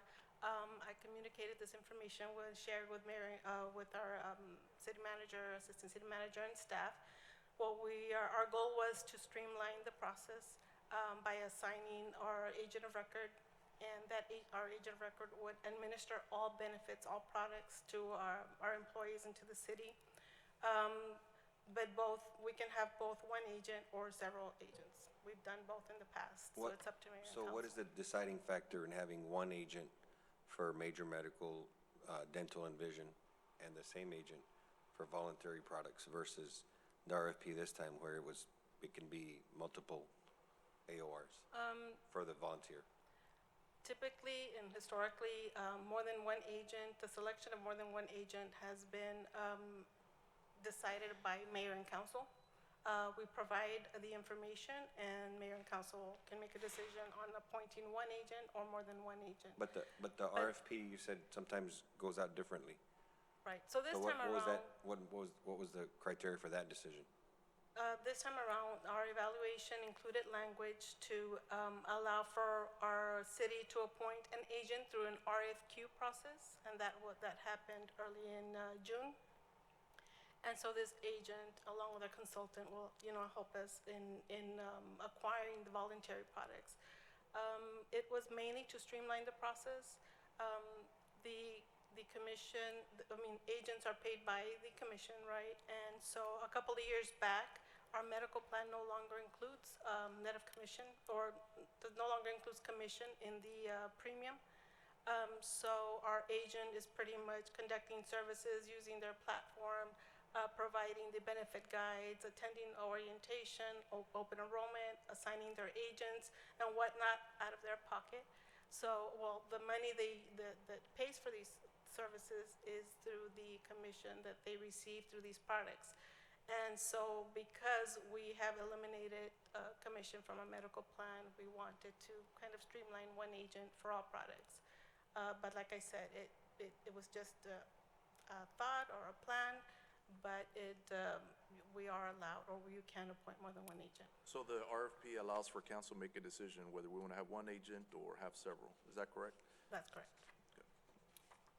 And I guess the other question I had is, are all carriers, or all broker and agents able to represent any carrier at any time?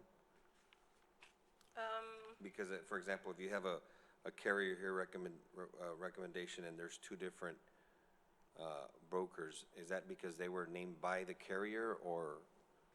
The ones listed on our respondent list, Yeah. the carrier named by the carrier. listed the agent of records. Go ahead. Hello, sorry to interrupt. My name is Yvonne Ortegon from Ortegon Insurance Agency. I'm your consultant. I just wanted to clarify that all of the carriers, the insurance carriers and their products that are being recommended, those carriers did agree to work with whoever is assigned as agent of record by the city. And the RFP allows for that. Yes, sir. Yeah, and I just want to make sure, obviously, as a city, we're being fair to everyone, and what's been submitted is, more importantly, in line with RFP. Right. At this time, yeah. Belinda, quick question. So I know you said that it helps you, the staff streamline. Can you please go into a little bit further detail some of the challenges that y'all face when there's multiple, I guess, agent of records with brokers or with different brokers, some of the challenges that y'all face in y'all's department? Right, so there's, of course, advantages and disadvantages. The advantages are the streamlining of the process. We have one contact. We call the meeting as needed. Our current agent of record is located here in Edinburgh. So it's pretty much the customer service, the presentation to both our staff, city management, mayor and council, our employees, when they present these products during open enrollment, the use of a benefit insurance platform, which is a tool used to enroll our employees. Sometimes if there's more than one agent, then there has to be some discussion or agreement behind the scenes as to who's gonna use that platform, who's gonna pay the fees, because there's a fee per member per month. So those are some of the reasons why I think it's important to streamline to one agent. But there are, like I said, historically, we've used both.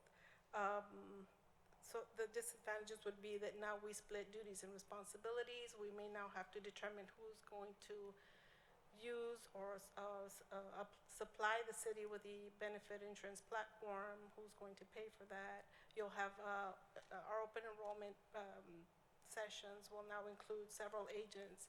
So our employees will visit, this agent with these products and then the second agent and their products. But at the end of the day, the agents understand the scope of work and they work with each other. So, in the past, they've worked with each other well and we make it happen for them as well. So if we selected an agent of records, and then if today we select a broker, is that broker also considered an agent of record for that particular carrier? My understanding is an agent of record and a broker are along the same lines of type of service. Is that correct, Ms. Iwan? It's the same title or same service. So then why would we go into a agent of record and then also allow a broker at the same time on this RFP? So on this RFP, what we're looking for, of course, were the voluntary insurance products for cancer, short-term disability, critical illness, et cetera. In the proposals, the carriers listed some of the agents that they're associated with or work with. It's standard for them to do that. But as Ms. Ortegon mentioned, these brokers or agents are aware that the city has an appointed agent of record, and they will definitely need to work with them and with our staff too.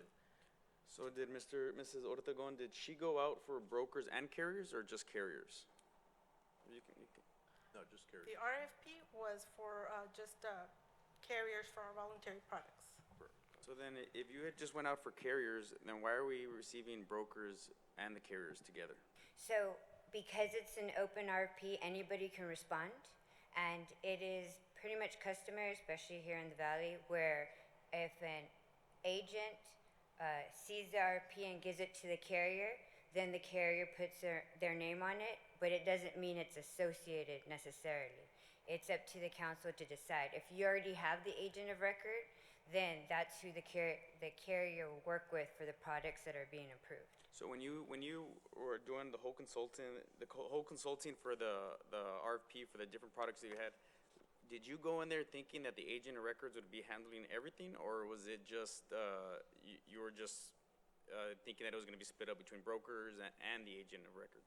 So my job as a consultant is to recommend the products and carriers. So I didn't look at the agents because you already awarded an agent of record. So historically, would the agent of record be the one to be the broker for all of them? Yes. In this case, the reason most carriers put an agent of record is when the city or school district does not already designate an agent of record, like through an RFQ process. Then that's how the agent would be associated with the product. But since you already went through that process of request for qualifications for agent, then that was already approved. So then if we already approved the agent of record and then we approve, say, another broker, that's saying that they're also the agent of record? For that ha- product. for that particular product, and they'd have to work with your approved agent of record. So I guess my question would be, why would we go with an agent of record to begin with and then also have brokers at the same time? Why would we do that? It would be up to the council's discretion. I think what was prepared by everybody to present to you was all of your options. And Melinda, is it common for you to go with the agent of record first and then the products? How have you done it in the past? Well, going back to our meetings held in January and February, what I wanted to do was streamline the process because we removed commission from our medical plan, and that we have an appointed agent to work with for all products. The RFP, we included language that the city, the difference was that in this RFP, we included language to state that the city had appointed an agent of record through the RFQ process, right? So that these carriers were aware that you may be associated with agents, but the city has an appointed agent, right? But I think the practice, what we noticed the practice in most of these voluntary product carriers is that they typically list an associate agent. So then that leaves the opportunity or decision for mayor and council to make that decision.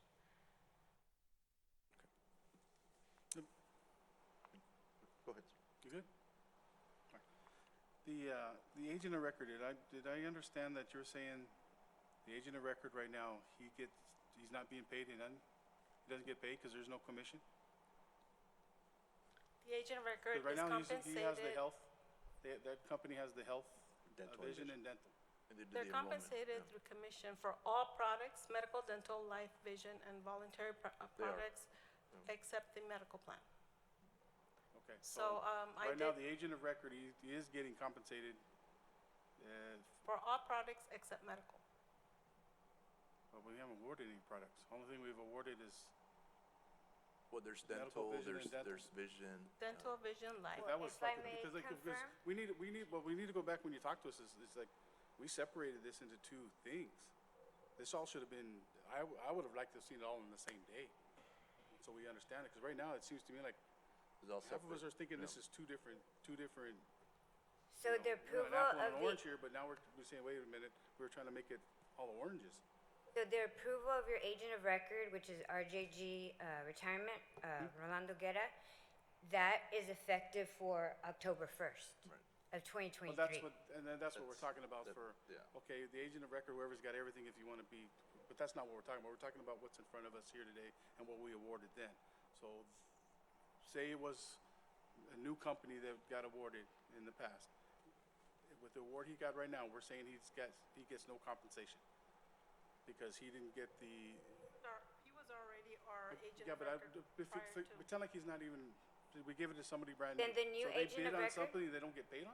So the new agent of record would not get paid until after October 1st of That's 2023. that's not what I'm, okay. No, I- But not for medical. His question, yeah, it's The not for, question is, you're telling me there is no, not for there is- medical, chief, but yes. We don't for pay 'em? Dental and vision, yes. okay. Because dental and vision are not part of Correct, the correct. voluntary. Correct. And I think this RFP, the way y'all drafted is to have, to our employees, all the options there could possibly be.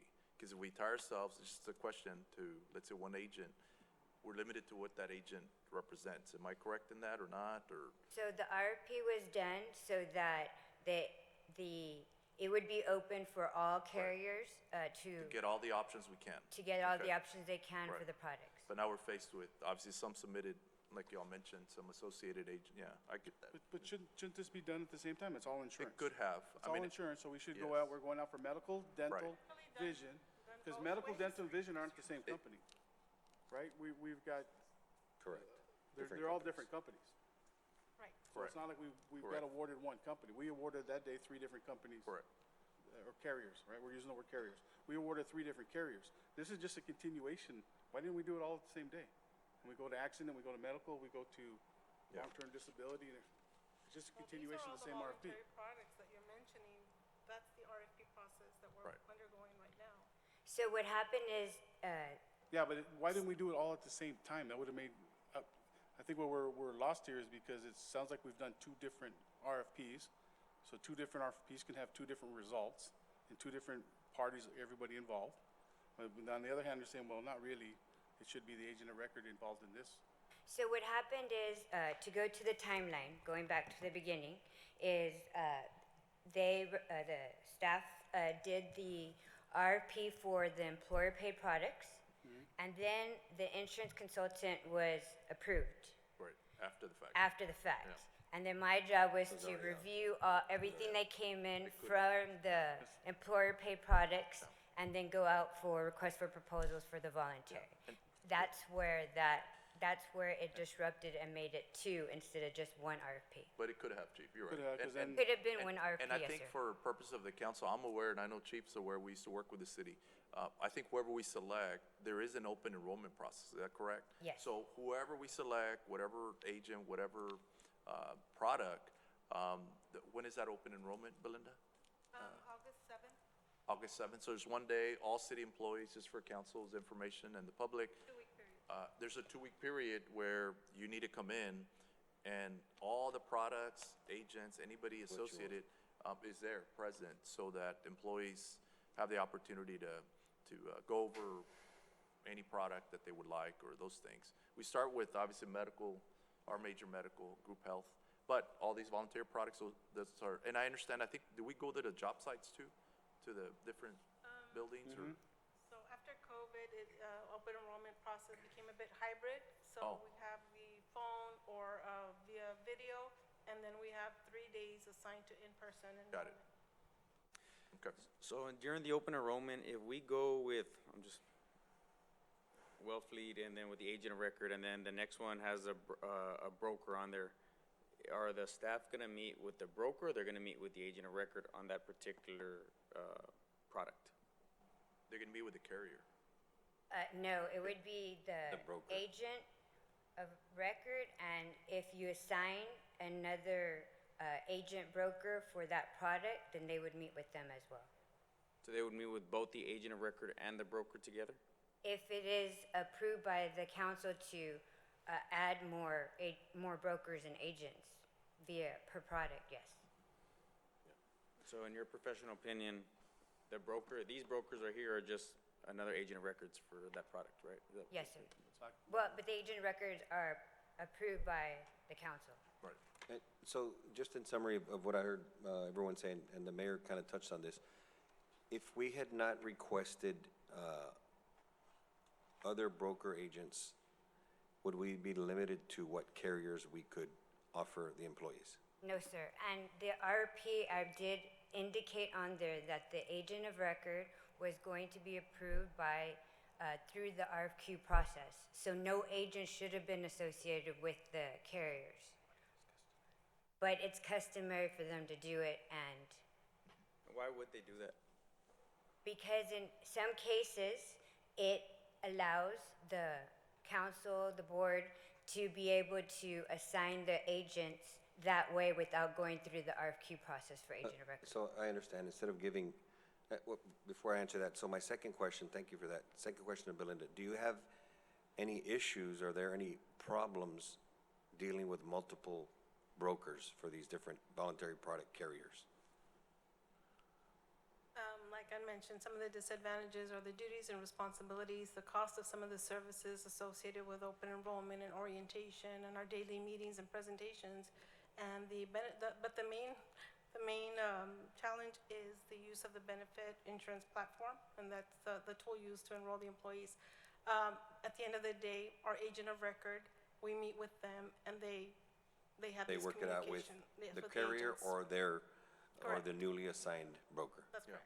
Okay, I get it. And Councilman Dillon, I think, I think the reasoning, so it's confusing, right? But I think the reasoning is to be able to, I guess, spread out the work so it's not just one AOR or one group that gets entirely the whole package.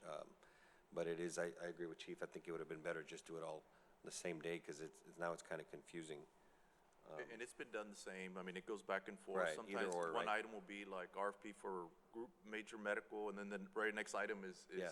this one, so. I think for clarification, so this is for how long? For a year, 2 years? 1 year with the option to renew 2 one-year terms. I would suggest that for next year, we decide as a council first whether we want to go with multiple broker agents Early on.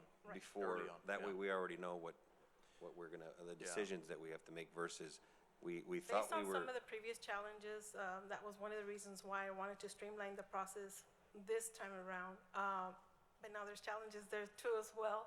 So I think, I talked to Myra, we may move forward in the future to just bring everything together. Right, well, again. I think that council should decide that beforehand, because it'll make it much easier if we as a council decide, hey, we just want one AOR and versus going out for voluntary products, having the carriers assign their, or attach names, and now it's kind of like, we're on, we don't know which side to go on, whether we want one AOR or multiples. I have a question real quick on, on some of these, there's recommendations to select a new, carrier versus what we currently have. So my only question is for employees that have those carriers, assuming, let's say we go with the recommendation, what happens to those coverages for our employees?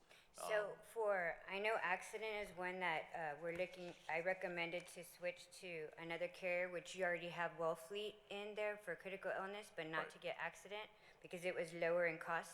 It decreases the cost with the same benefits. So those who have Colonial, which is your current carrier for accident, employees would still have up to 2 years after the contract expires if you were to award it to Wellfleet, which is September 30th of 2023. 2 years from that date to still submit claims. And if they wanted to keep Colonial instead of the payroll deduction with the new carrier, for example, Wellfleet, then they would contact the carrier, Colonial, and they would do it private pay through their banking account. And they could keep their benefits. And we can go over that through open enrollment? I'm assuming Yes. okay, got it, thank you. Communicate Okay. if they will, we will assist them in transitioning to direct bill payment for that policy. And then I had a question on emergency medical transportation. Previously, there was a recommended carrier, or not recommended, Masa? carrier listed. Yeah, Masa was a carrier. No, that's a current carrier, but they didn't submit. But you had another one, but it's not listed here, it says no response received. That was, At our last meeting, there was a carrier there, but now it's been removed. Is there a reason for that? yes, that was an agent that submitted just their qualifications for that response. And they excuse me, Mayor, they did identify that they did not carry that product. In other words, they listed the product, but they identified that they did not carry So that that's why now product. it says no response. Okay. Correct. Yeah, because I remember last time there was one there, but. yeah. Correct. Okay. Council, any other questions? Any other information that may need to be covered before we ask for any other questions from council? No? Not any- What I would have also liked is on the recommendations to have, sometimes there's a very, very little difference between the first recommendation and the second recommendation. I would like to know which ones are way off on cost and coverages. So I don't know if a ranking would have been better. I guess we can discuss that, just to have an idea. Because as I look, I wonder what's the difference between one carrier and the other, or how far the differences were. So we did submit spreadsheets that indicated through highlights, yellow for positive, green for negative, that would show the benefits. And we did today, I did a spreadsheet that put all of them together on just rates to show you, at least with rates, where the differences were. I don't, Do we is have that? We don't here? have that. I don't have that. I don't know if anybody has that. They had to print it in larger paper in Oh, order to be okay. legible. Got it. Thank you.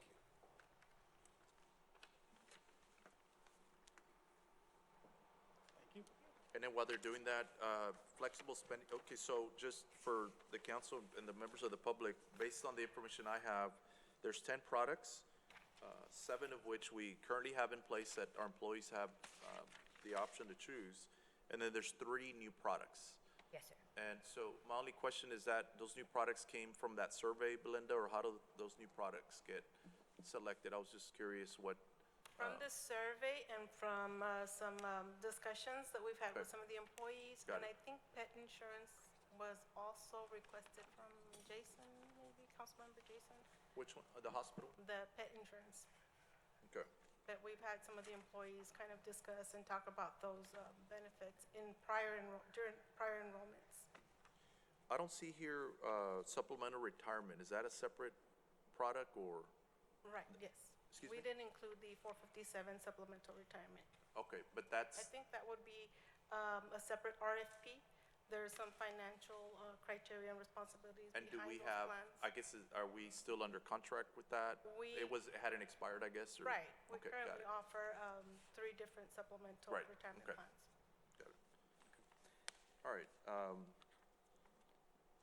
okay. Did y'all get these? Yes, yes, sir.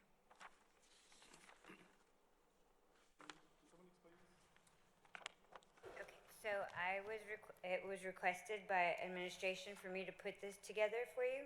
And really, it's the current rates, for example, accident. There's 3 plans, what the rates are now, and what the rates would be with the recommended carrier. In most of these products, it is recommended to stay with the incumbent. There's only a few that were recommended to change, and that was because of the decrease. Wellfleet has a 25 to 30% rate decrease and provides the same benefit. And you currently have Wellfleet for critical illness. So the employees that currently have critical illness are familiar with that carrier. So, just a question on that, and I appreciate all this information was put together. Those that we currently, y'all are recommending to stay with, my question is there an agent tied to those current? And so if we just renew, or I say renew, but select to stay with that carrier for that product,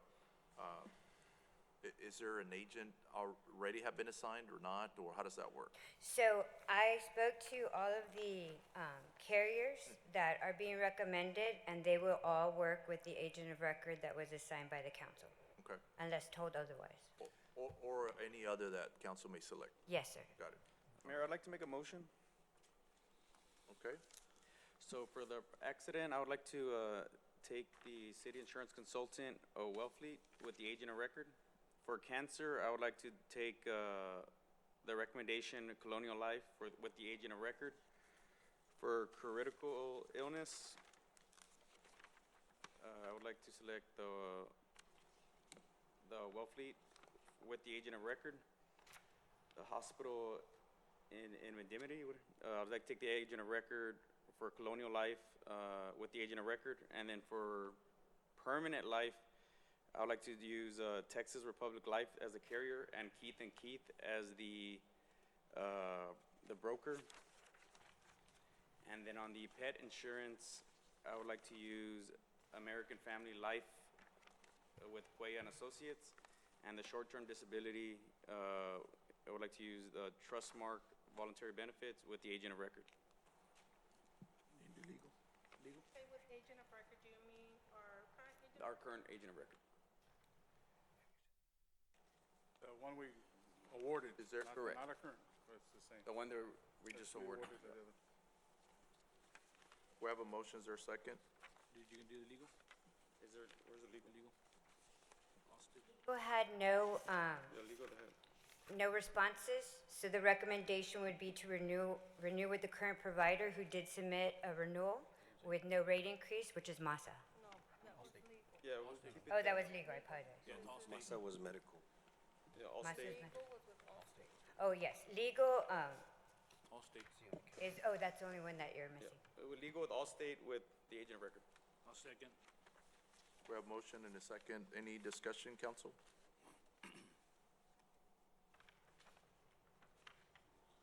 So just to be clear, Councilmember De Leon, on most of these, I know it was already asked, but there was another conversation happening. There's a recommendation for carry, and then it says agent of record. Is agent of record identified here, or The one that was already record. The one that that we previously had? That one's on record. All All right, and so we have Accident, Wellfleet, Workplace, RJG Insurance, Colonial Life, and Accident Insurance Company with our agent RJG Insurance, is that correct? We have Wellfleet for critical illness, RJG Insurance. We have Hospital Indemnity to Colonial Life with our agent of record, which is RJG, is that correct? Correct. Insurance. And then we have Allstate Benefits with RJG Insurance for legal and permanent life. We have Texas Republic Life, Keith and Keith. We have Pet Insurance, American Family Life Insurance Company with agent Cuellar and Associates. And then we have short-term disability, Trustmark voluntary benefits with RJG Insurance. Did I say all those correctly? Yes, sir. Correct. Yes, sir. All right, council, is there any other questions or discussion? Yes, sir.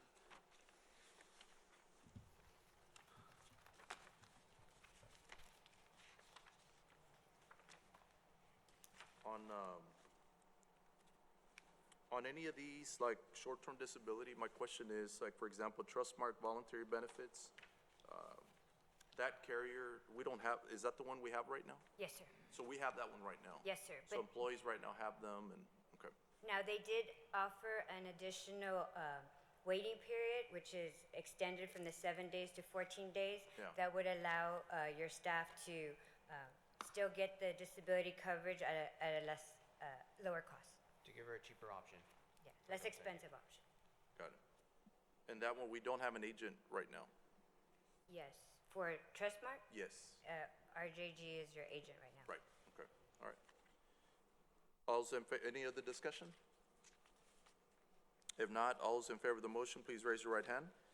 All's opposed? Motion fails. Is there any other motions?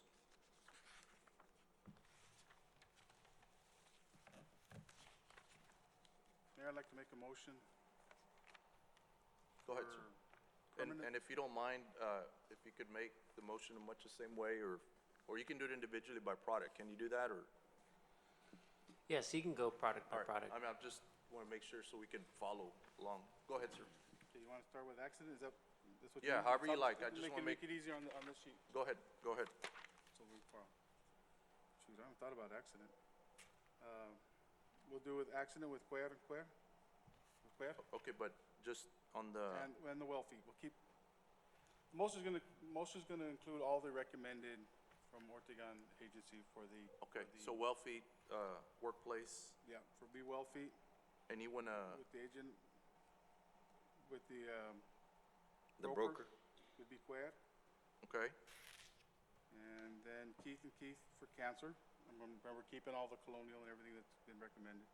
So, just real quick, cancer, colonial life, and accident, Yes. and who's the agent? Keith and Keith. Okay, Then critical illness, well feet with Keith and Keith. Emergency medical is Masa with Cuellar. Hospital is Colonial with Keith and Keith. Legal with with Allstate, RJG. okay, Short term with RJG with Trustmark. And permanent life, Trustmark with Keith and Keith. Pet insurance with Colonial with RJG.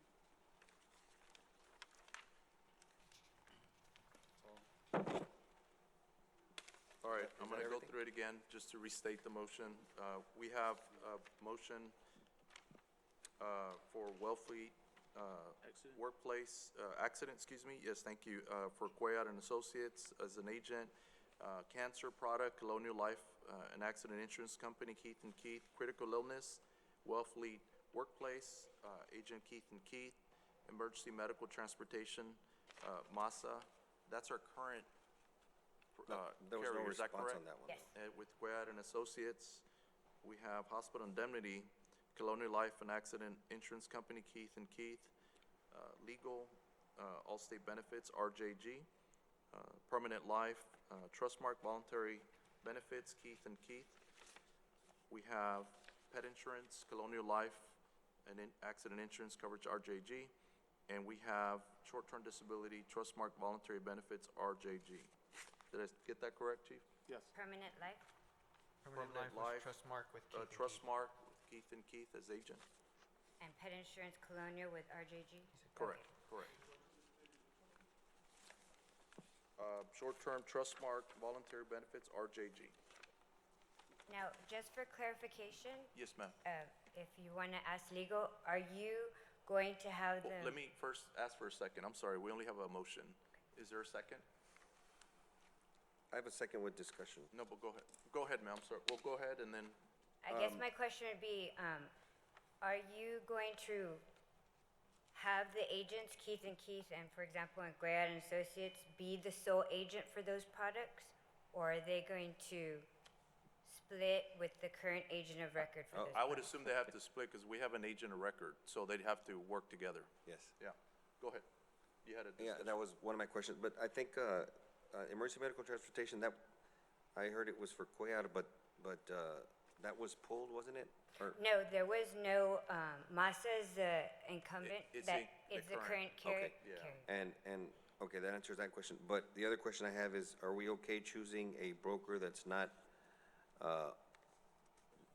recommended by the carrier there? Any agent of record is fine to Then carry that's- all products? Question for our legal.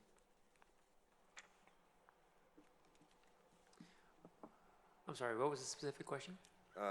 Specifically, like if we are taking the consultant's recommendation on Wellfleet and they, the paper is showing us a certain broker, are we able to assign a different broker that is on this sheet somewhere else? So, no, I don't think so. My understanding of how the chart was composed, and you can correct me if I'm wrong, is that the brokers that are listed were ones that were either identified by the broker themselves, that they could provide the product through a carrier, or they were identified by the carrier as the broker that they work with for that specific product. If that's accurate, then the chart is based on the responses that were received.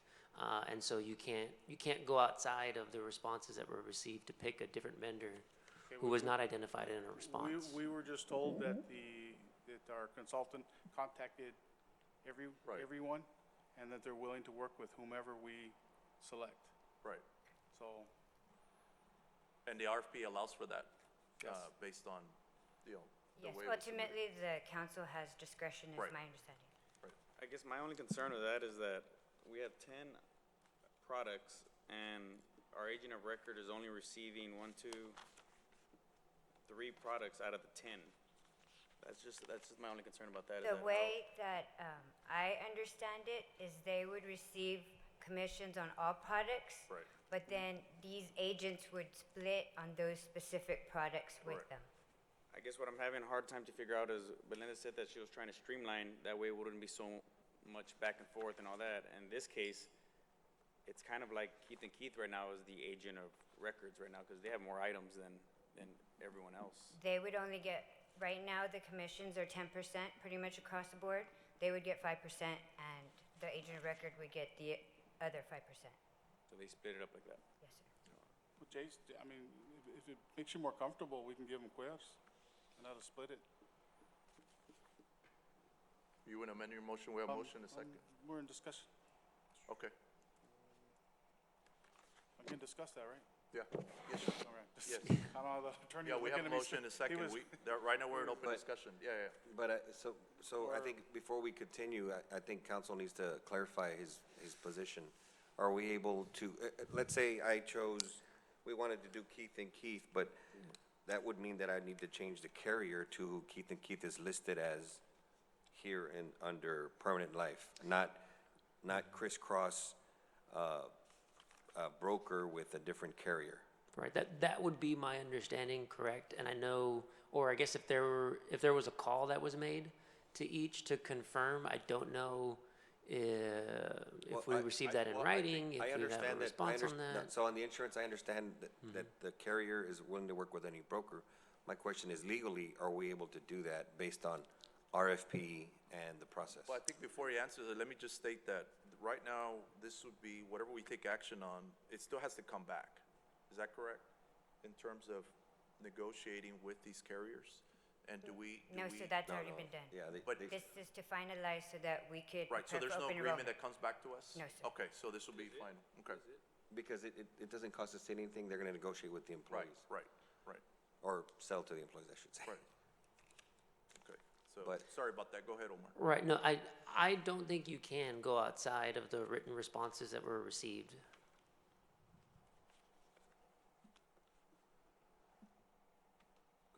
So, All right, so. With a motion. We have a and- motion yeah, and a Sure. second that state otherwise to that, so. What is your recommendation? So the, well, is to stick with what's on the chart, right? So, these were all responses that were produced, for an RFP that the city issued. If the city wanted to ask, the people who responded if they could amend their, responses, there's a process to do that, to contact each, to give each the opportunity to do it. I don't know if that was what was actually done or not. So based off of what I'm seeing and what's in front of me, I don't think the city council can go outside of what's on the chart. so on Wellfleet workplace on accident, that has two brokers right here. It has RJG Insurance, and then it's blank. What is that? We cannot put anyone else's name in there? Is that what you're saying? That's my understanding, correct?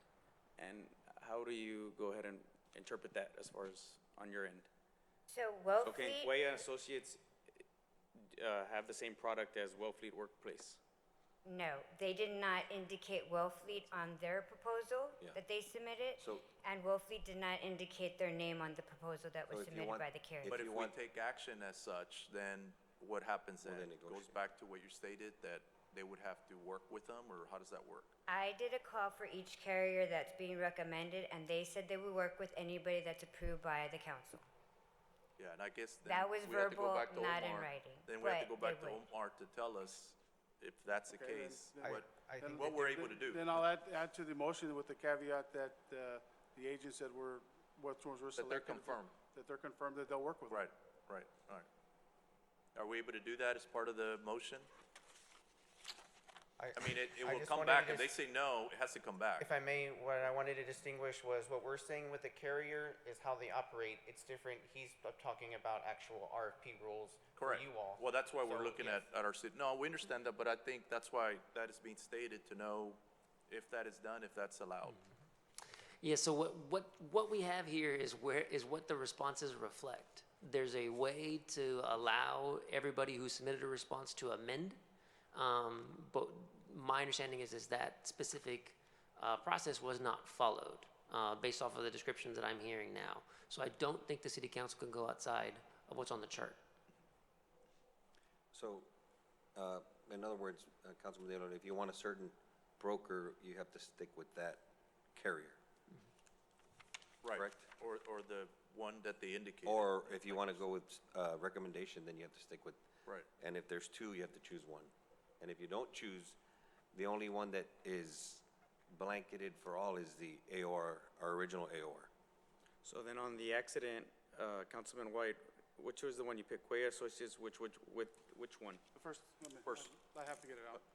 Wellfleet, accident, yeah. So we can't use that one then, correct? Well, that's what our city attorney's stating. We either have to go with Wellfleet and the recommended RJG, or if you want Cuellar, then you have to go with that flag. Okay, so let's go back to the motion on the floor. Okay, So so- is that not a valid motion then, based on what you've advised us now? In terms of making a caveat, No, just With- on the with the- motion with the itself, caveat. because the motion has recommendation of carriers with agents that, like you're stating, they're not on Oh, I the, see. Yeah, so, Yeah, I would not not all of recommend, them, but there's some, I mean, yeah, I would not recommend proceeding with that. okay, all right. Okay. So then, So we ba- have to ask for another motion then, So then if. Well, based on councils, I'd like to right, remove my second. yeah. All right, so we don't have Okay. motions on the floor Since my- again. Since I'll have to withdraw my motion, I'll make a motion that we award everything with the recommendations for the partner to RJG. Okay, so just to go back, Chief, Wellfleet Workplace Accident, go with our, They all go to RJG. yeah, I know, I'll but just I'm go gonna that read short. them out, so, Okay. for the Oh, I record. thought you were asking. Wellfleet Workplace, we go with our agent of record, RJG. Yes. Cancer, Colonial Life, and Accident Insurance, go with RJG, which is our agent of record, even though there's another agent here, but that's, the motion. Critical illness, we have Wellfleet Workplace, RJG Insurance, which is our agent of record. Flexible spending, well, that's not being recommended. Hospital indemnity, Colonial Life and Insurance, RJG, our agent of record. Allstate benefits, RJG. Legal, permanent life, Trustmark volunteer benefit, that's what's being recommended, and it'd be RJG. We have, under pet insurance, Colonial Life and Insurance Company, RJG, and Trustmark, voluntary benefits, RJG. Correct? Yeah. Second. Okay, we have a second. Is there any other Just for discussion? discussion, I made the motion that way because obviously that makes the whole thing cleaner. Would like to have been able to spread this around, so hopefully something in the future that we can take care of on our city end. This, obviously, the way this discussion is going, the cleanest thing to do is just give everything to the agent of record. And hopefully by the next year we do this, I guess you guys kind of see where council would like to go.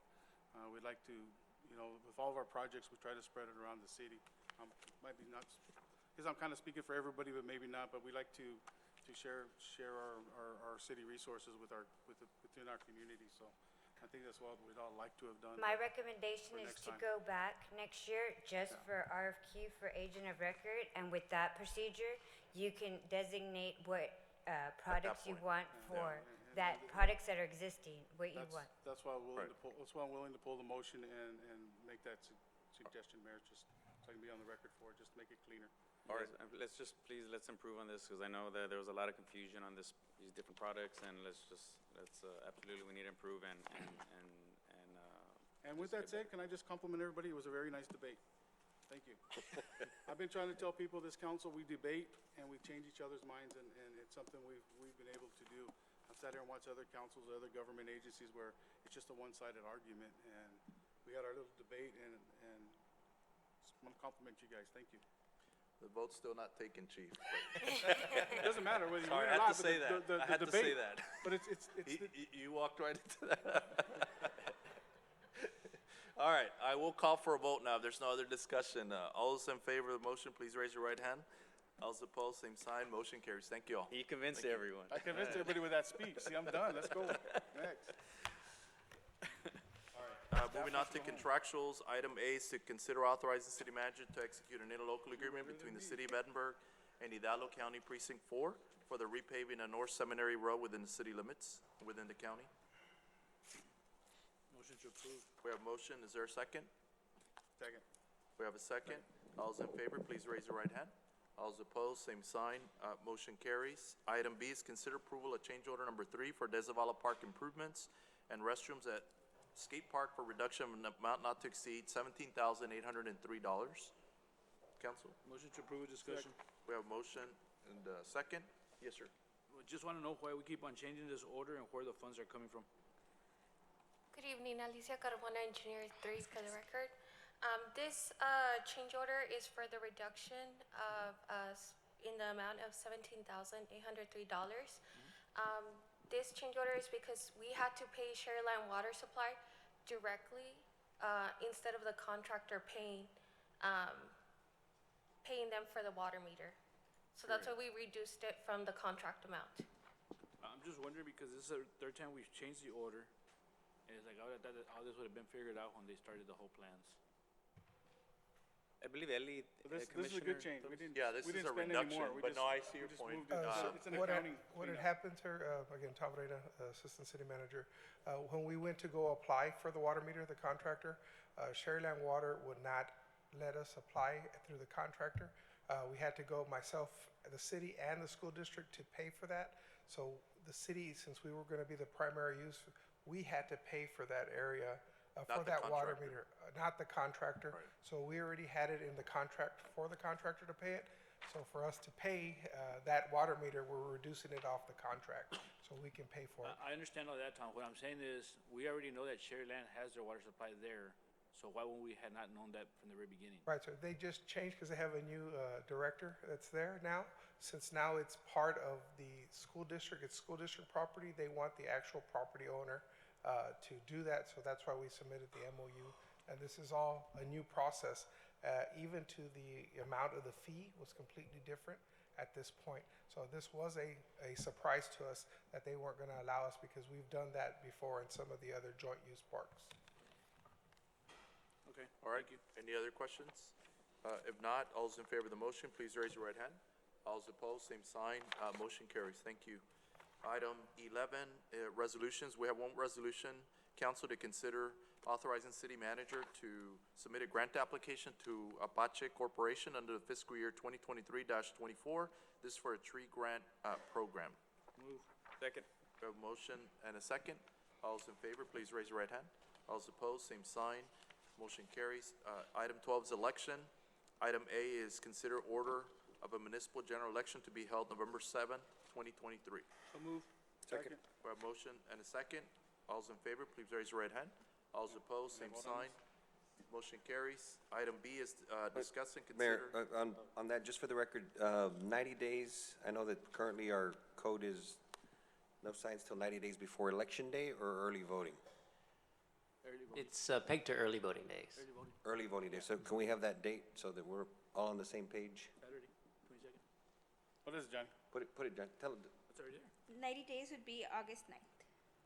No, but what day does it start? So it's 90 days from early voting. Yes, from early voting. So that would be about August. Yes? I think Councilman Garcia had a different date. I thought it was different. So technically, no signs are allowed right now currently? Yeah, you can. State. It's 90 days before early voting. Yeah. So I think it'd be 2 weeks prior to Election Day and then 90 days before that. All right. 7, 3, 8. Well, that, No, I just want us to be on the same sheet of music with, About July 26th? yeah. Till okay. July Does that sound right? Yeah, it's good. That's what you said, Saturday, July 26th? Okay. All right. All right, well, this is to order the election, not to. Yeah. I'm just select. putting Yeah. on record for this. All right, Everybody's. well, let's make sure we get the word out on that, so, okay, I'm gonna move on. Discuss, consider item B, possible recommendations for early voting and election day polling locations to be submitted to Hidalgo County for the city of Edinburgh, November 7th, 2023 municipal general election. Mayor, I'd like to make a recommendation. Go ahead. For early voting, just to use the annex of the county and the student from UTRGV, and election day to have those two still, but also Parks and Recreation. All right, is that a motion? Yes, sir. Okay, Second. we have a second. Discussion. Go ahead. So on these polling locations, I was reading, we have to get county approval for locations. Yes. And so if there's other locations that we were considering, what's that process? Or that I would like people to consider? Well, that's what's on the agenda today. So if we were gonna wanna add, this would have been the time so that we can approach the county. Is that correct? Correct. Yes. Additional County, fees. what you're asking is the county needs to evaluate the polling location. So whichever we select They have today, certain they're gonna- guidelines of it's ADA compliant. I'm not sure on the exact And so, guidelines. so obviously, yeah, there's a lot of qualifications, right? And so the fees associated are paid by the city Yes. for the election, right? And so what I learned from the last election, my last election, is that especially right now with the heat, it's very, very, very, very, very hot. I heard somebody was in California in areas that normally 70 degrees was like 90 degrees a couple days ago. And I've always talked about moving a lot more of the, especially the early voting, indoors. So if there's other locations that we could suggest, and I asked council. Well, I'm talking like maybe like the conference center, I mean, larger venues like Bert Ogden Arena, I don't know, just stuff where people would not have to wait outside in line. I think that would go a long way for the elderly and other people that want to get out and vote, but when the lines get really big, they can't do it, especially with the heat. I mean, I know this is in November, but it was really hot when we were out there. Dan still has the marks. I still have the sunglass mark from 2 years ago. But how do we go about suggesting that? Well, you would just, again, you would just add them. Clarice gave us a list of potential sites. These aren't approved. These are just sites that I guess. Recommendations. Right. Recommendations. So right now there's a motion, a second, to go with the early voting annex, the election annex and ETRGV. And then on election day, add Parks and Rec. Arena here. On election day, it's only at Parks and Rec? No, all three. We would add Parks and Rec. With the, how much activity we have at the Parks and Rec, have you had, would that affect any of the operations that going there? With all the kids that you have and all the activities? Mr. De Leon, we've had elections there the past 3 years, and it didn't interrupt any type of activity or anything. You're no early voting as well? No, only Just election day. election day. So, but We had that adding last, early voting. we had that at the last election. Early Yes. voting, just Parks and Rec, Yes, sir. election day. Election day is annex, UTRGV, and Parks and Recs. Okay, so that, okay, that's what I want. And my only thing is, I would like to add more polling locations. I mean, that's just me, give people more options. My only concern, Mayor, is number one, the cost, and then number two. I understand. Is the city secretary having to go to different polls. It's a lot easier for her to be within this proximity. Well, the county's running the election, correct? Yeah, but it's a city election also. I'm sorry? It's a city election also. No, I know, but we're not running the election. The No, county's running the the election. county runs the election. So our city secretary's not having to go to Yeah. all the Would- sites. Would that put more strain on the police department, having to, I guess, poll the different sites? They have their election judges. Yeah. But Yeah. he's- He's talking about policing. The police, the policing. Having officers. That's at the only if polls. there's issues. No, that- Yes. Yeah.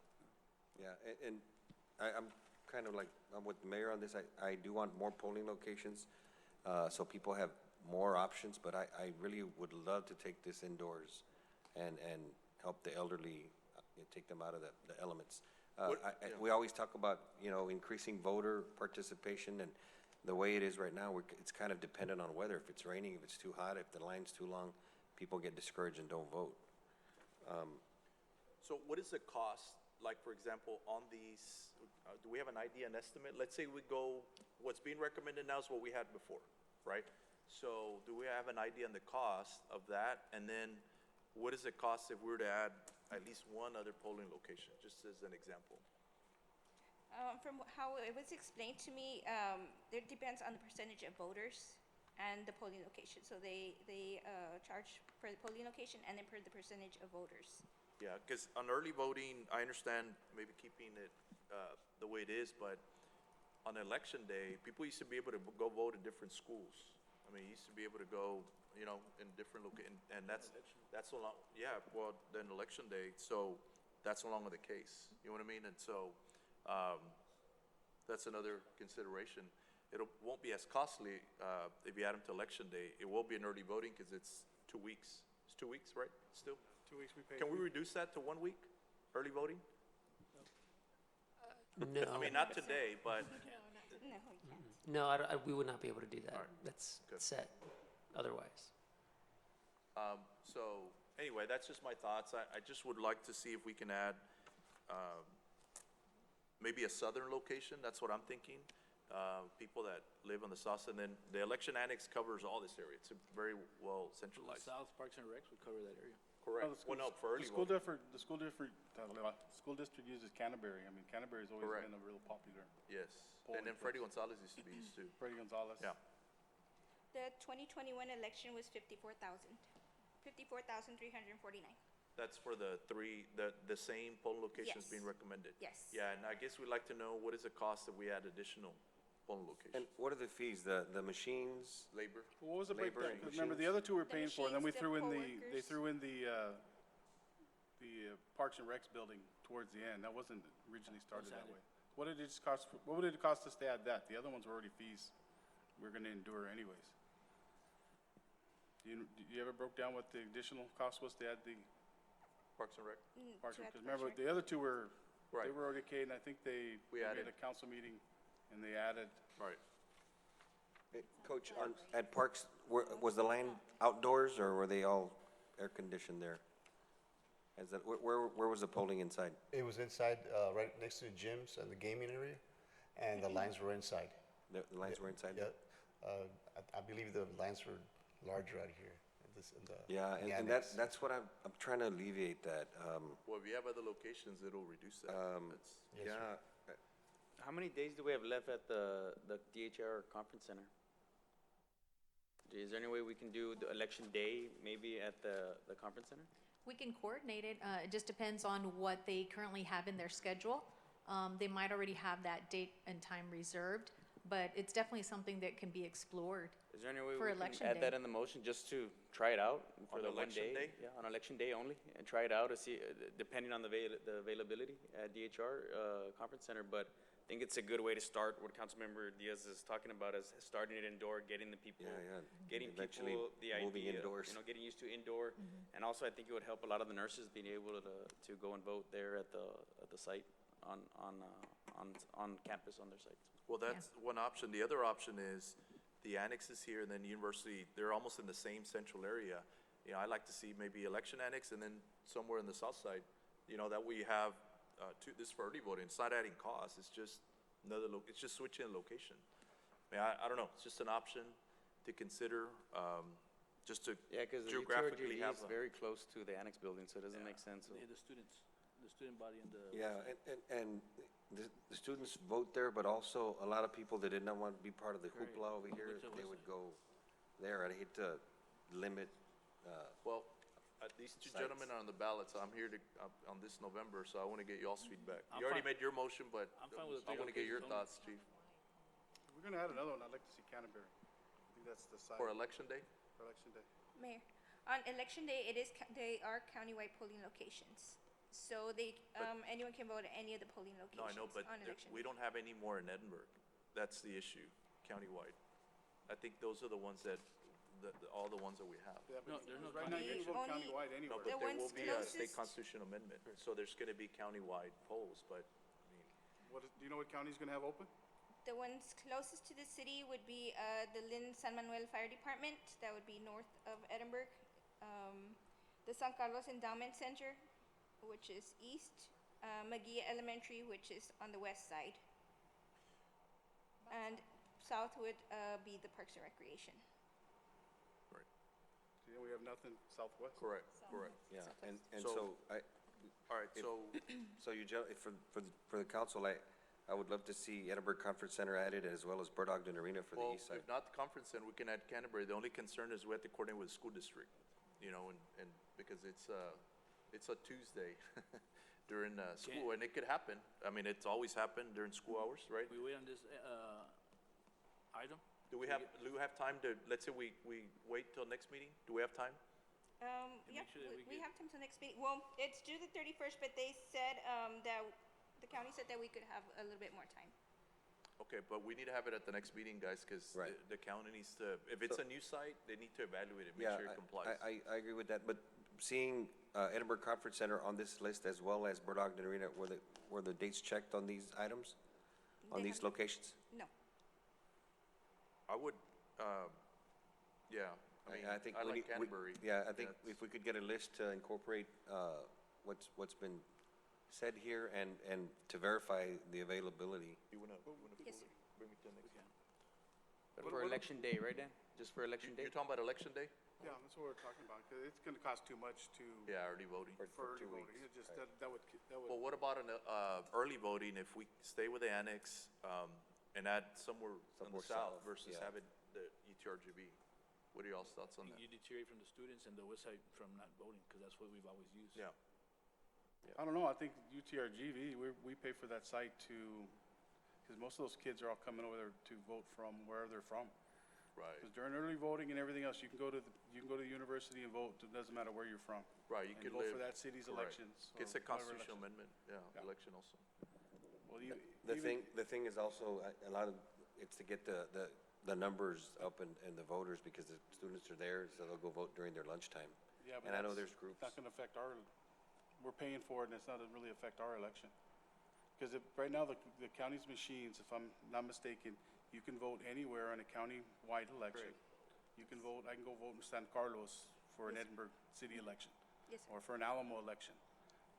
Yeah. Now, if it was just a no, school board, like when the school board runs its own, you've got to go to one of their locations. Right. But we've changed ours, so we go with Everyone's the, with the county, with the federal government, first Tuesday. Do we happen to have numbers of how many voters were at UTRGV last election? I asked, they weren't able to give me that information. I only know the During total the amount of regular voters runoff. that voted. They go by During- precinct. They go by precinct? Yes. During the regular or for Edinburgh? Yeah, my only concern is that if that site's not there, then some students won't vote. Right. Because it's Right. there, they're there all day, Convenience. yeah. You talking about at the last election? Yes. For the city? It was about 20%. 20%, yeah, so I think that's an important It was 20%? location. UTRGV, yeah, a lot of people go there. 20.86. But Edinburgh voted? But they were Edinburgh voted. It was a city election. All right. Okay, so there's a motion, a second. Hold on, before we do it. Go ahead. So we can give them direction right now and then add these two for the next meeting? Well, that's Give not them what the some motion, guidance. I know that's what the motion is unless we take action and then, or come back unless we hold off. I mean, Councilmember's saying if we have time, maybe we Canterbury. bring it back, but At it's up to you all. At Canterbury Going to Canterbury? For election day? for election day. Who made the second? He did. Well, he's got amended. Oh, you made the second. He's got Yeah, amended. do it. We're gonna go ahead and do the Second of amendment and add reading. Canterbury for election day. So then we'll have 4 locations on election day and only 2 for early voting. What are the Reiterate 4 my second, And we'll need to confirm that with the school and then, of Yeah. course, the, pending confirmation. yeah. Can you at least add the Edinburgh Conference Center? And just election day? It's just not to even your see- election, you got Just 2 to years, see just if 4. if All right. they're, if they're available. I'm gonna ask for a No, vote really if for- there's no amendment anymore. We've added, just for the record, the motion is to have for early voting, the election annex, the UTRGV location, and election day, 2 more locations, Parks and Rec and Canterbury Elementary. Yes, sir. We have first, motion, and a second. All's in favor, please raise your right hand. All's opposed, same sign. I wanted to endorse. All right, well, motion passes. Thinking for, Take a Item hand 13, recommendation. other business. Council, is there any items that you would like to request from city staff for future consideration? Mayor, I'd like to consider for the next meeting, our downtown area. Okay, We need to look at something with our striping or something for parking, because we're having a lot of issues with parking in the local businesses. I don't know if it's something that we can look at. can we add that, please, at the next meeting? Yes, sir. And- We're already looking into that as well. to add to that is, to Councilwoman Garcia's is restriping crosswalks, Yes. highlighting those areas, We have several Okay. things to look the into. recent yeah. issues. Would you like that in the form of an item, or would you like that just as information to be provided to council? We are currently working, having discussions with the city and the I would county. add, to that, if that's okay with you, bike lanes. I know I've gotten some requests that Yes. we've paved some areas and we haven't added. So if we can kind of give an overview of that, that'd be Okay, great. Yeah. we can do Okay, that. anything else? No. I have 2, I just want an update on the audit and our budget. Yes, Okay, sir. So if we can have that at our next meeting, just, if we can have those added, please. Yes, sir, will do. All right, item 14 is a consent agenda. We have item A, B, and C, council. So moved. Second. A motion, a second. All's in favor, please raise your right hand. All's opposed, same sign. Motion carries. Item 50, executive session. Council, we have items A, B, C, D, and E. Is there a motion to convene executive? Don't move. We have a motion, second. All's in favor, please raise your right hand. All's opposed, same sign. It is 8:29. We're gonna convene into executive session.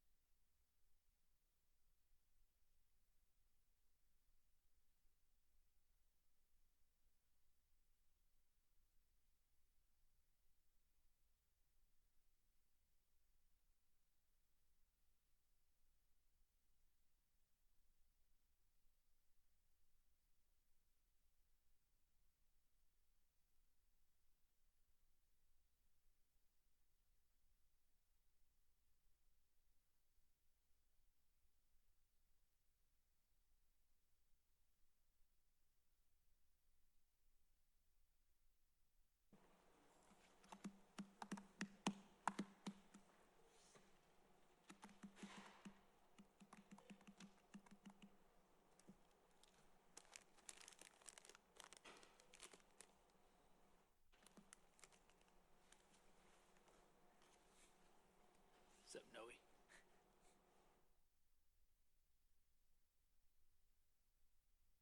All right, can I have a motion to reconvene from executive session? So move. We have a motion, a second, to reconvene from executive session. All those in favor of the motion, please raise your right hand. All those opposed, same sign. Motion carries. Just wanted to announce the time, it's 9:41. Just want to let the record reflect also, there was no action taken in executive session. Council, I think there's some action needed. Yes, Mayor, based on the discussion for item A, I would recommend a motion authorizing the city manager to enter into a purchase agreement for the property on the terms discussed in executive session. So move as discussed. We have a motion, is there a second? Second. We have a second. All in favor, please raise your right hand. All those opposed, same sign. Motion carries. For item B, I would recommend a motion to approve the meet and confer agreement with the fire department on the terms discussed in executive session. So move as discussed. Second. We have motion, a second. All in favor, please raise your right hand. All those opposed, same sign. Motion carries. For item D, I would recommend a motion authorizing the city attorney to proceed as discussed in executive session. So move. We have a motion. Is there a second? Second. We have a second. All in favor, please raise your right hand. All those opposed, same sign. Motion carries. Do we need action on item C, just based on the discussion? No action is required at this time. Okay. All right, if there's no other action, is there a motion to adjourn? Motion to adjourn. We have a motion. Is there a second? Second. Second. All those in favor, please raise your right hand. Those opposed, same sign. We're adjourned. This concludes the regularly scheduled Edinburg City Council meeting. The council meets every first and third Tuesday of each month. Meetings are held at 6 p.m. in the City Council chambers at Edinburg City Hall. Special meetings are called as needed. You're watching the Edinburg Cable Network.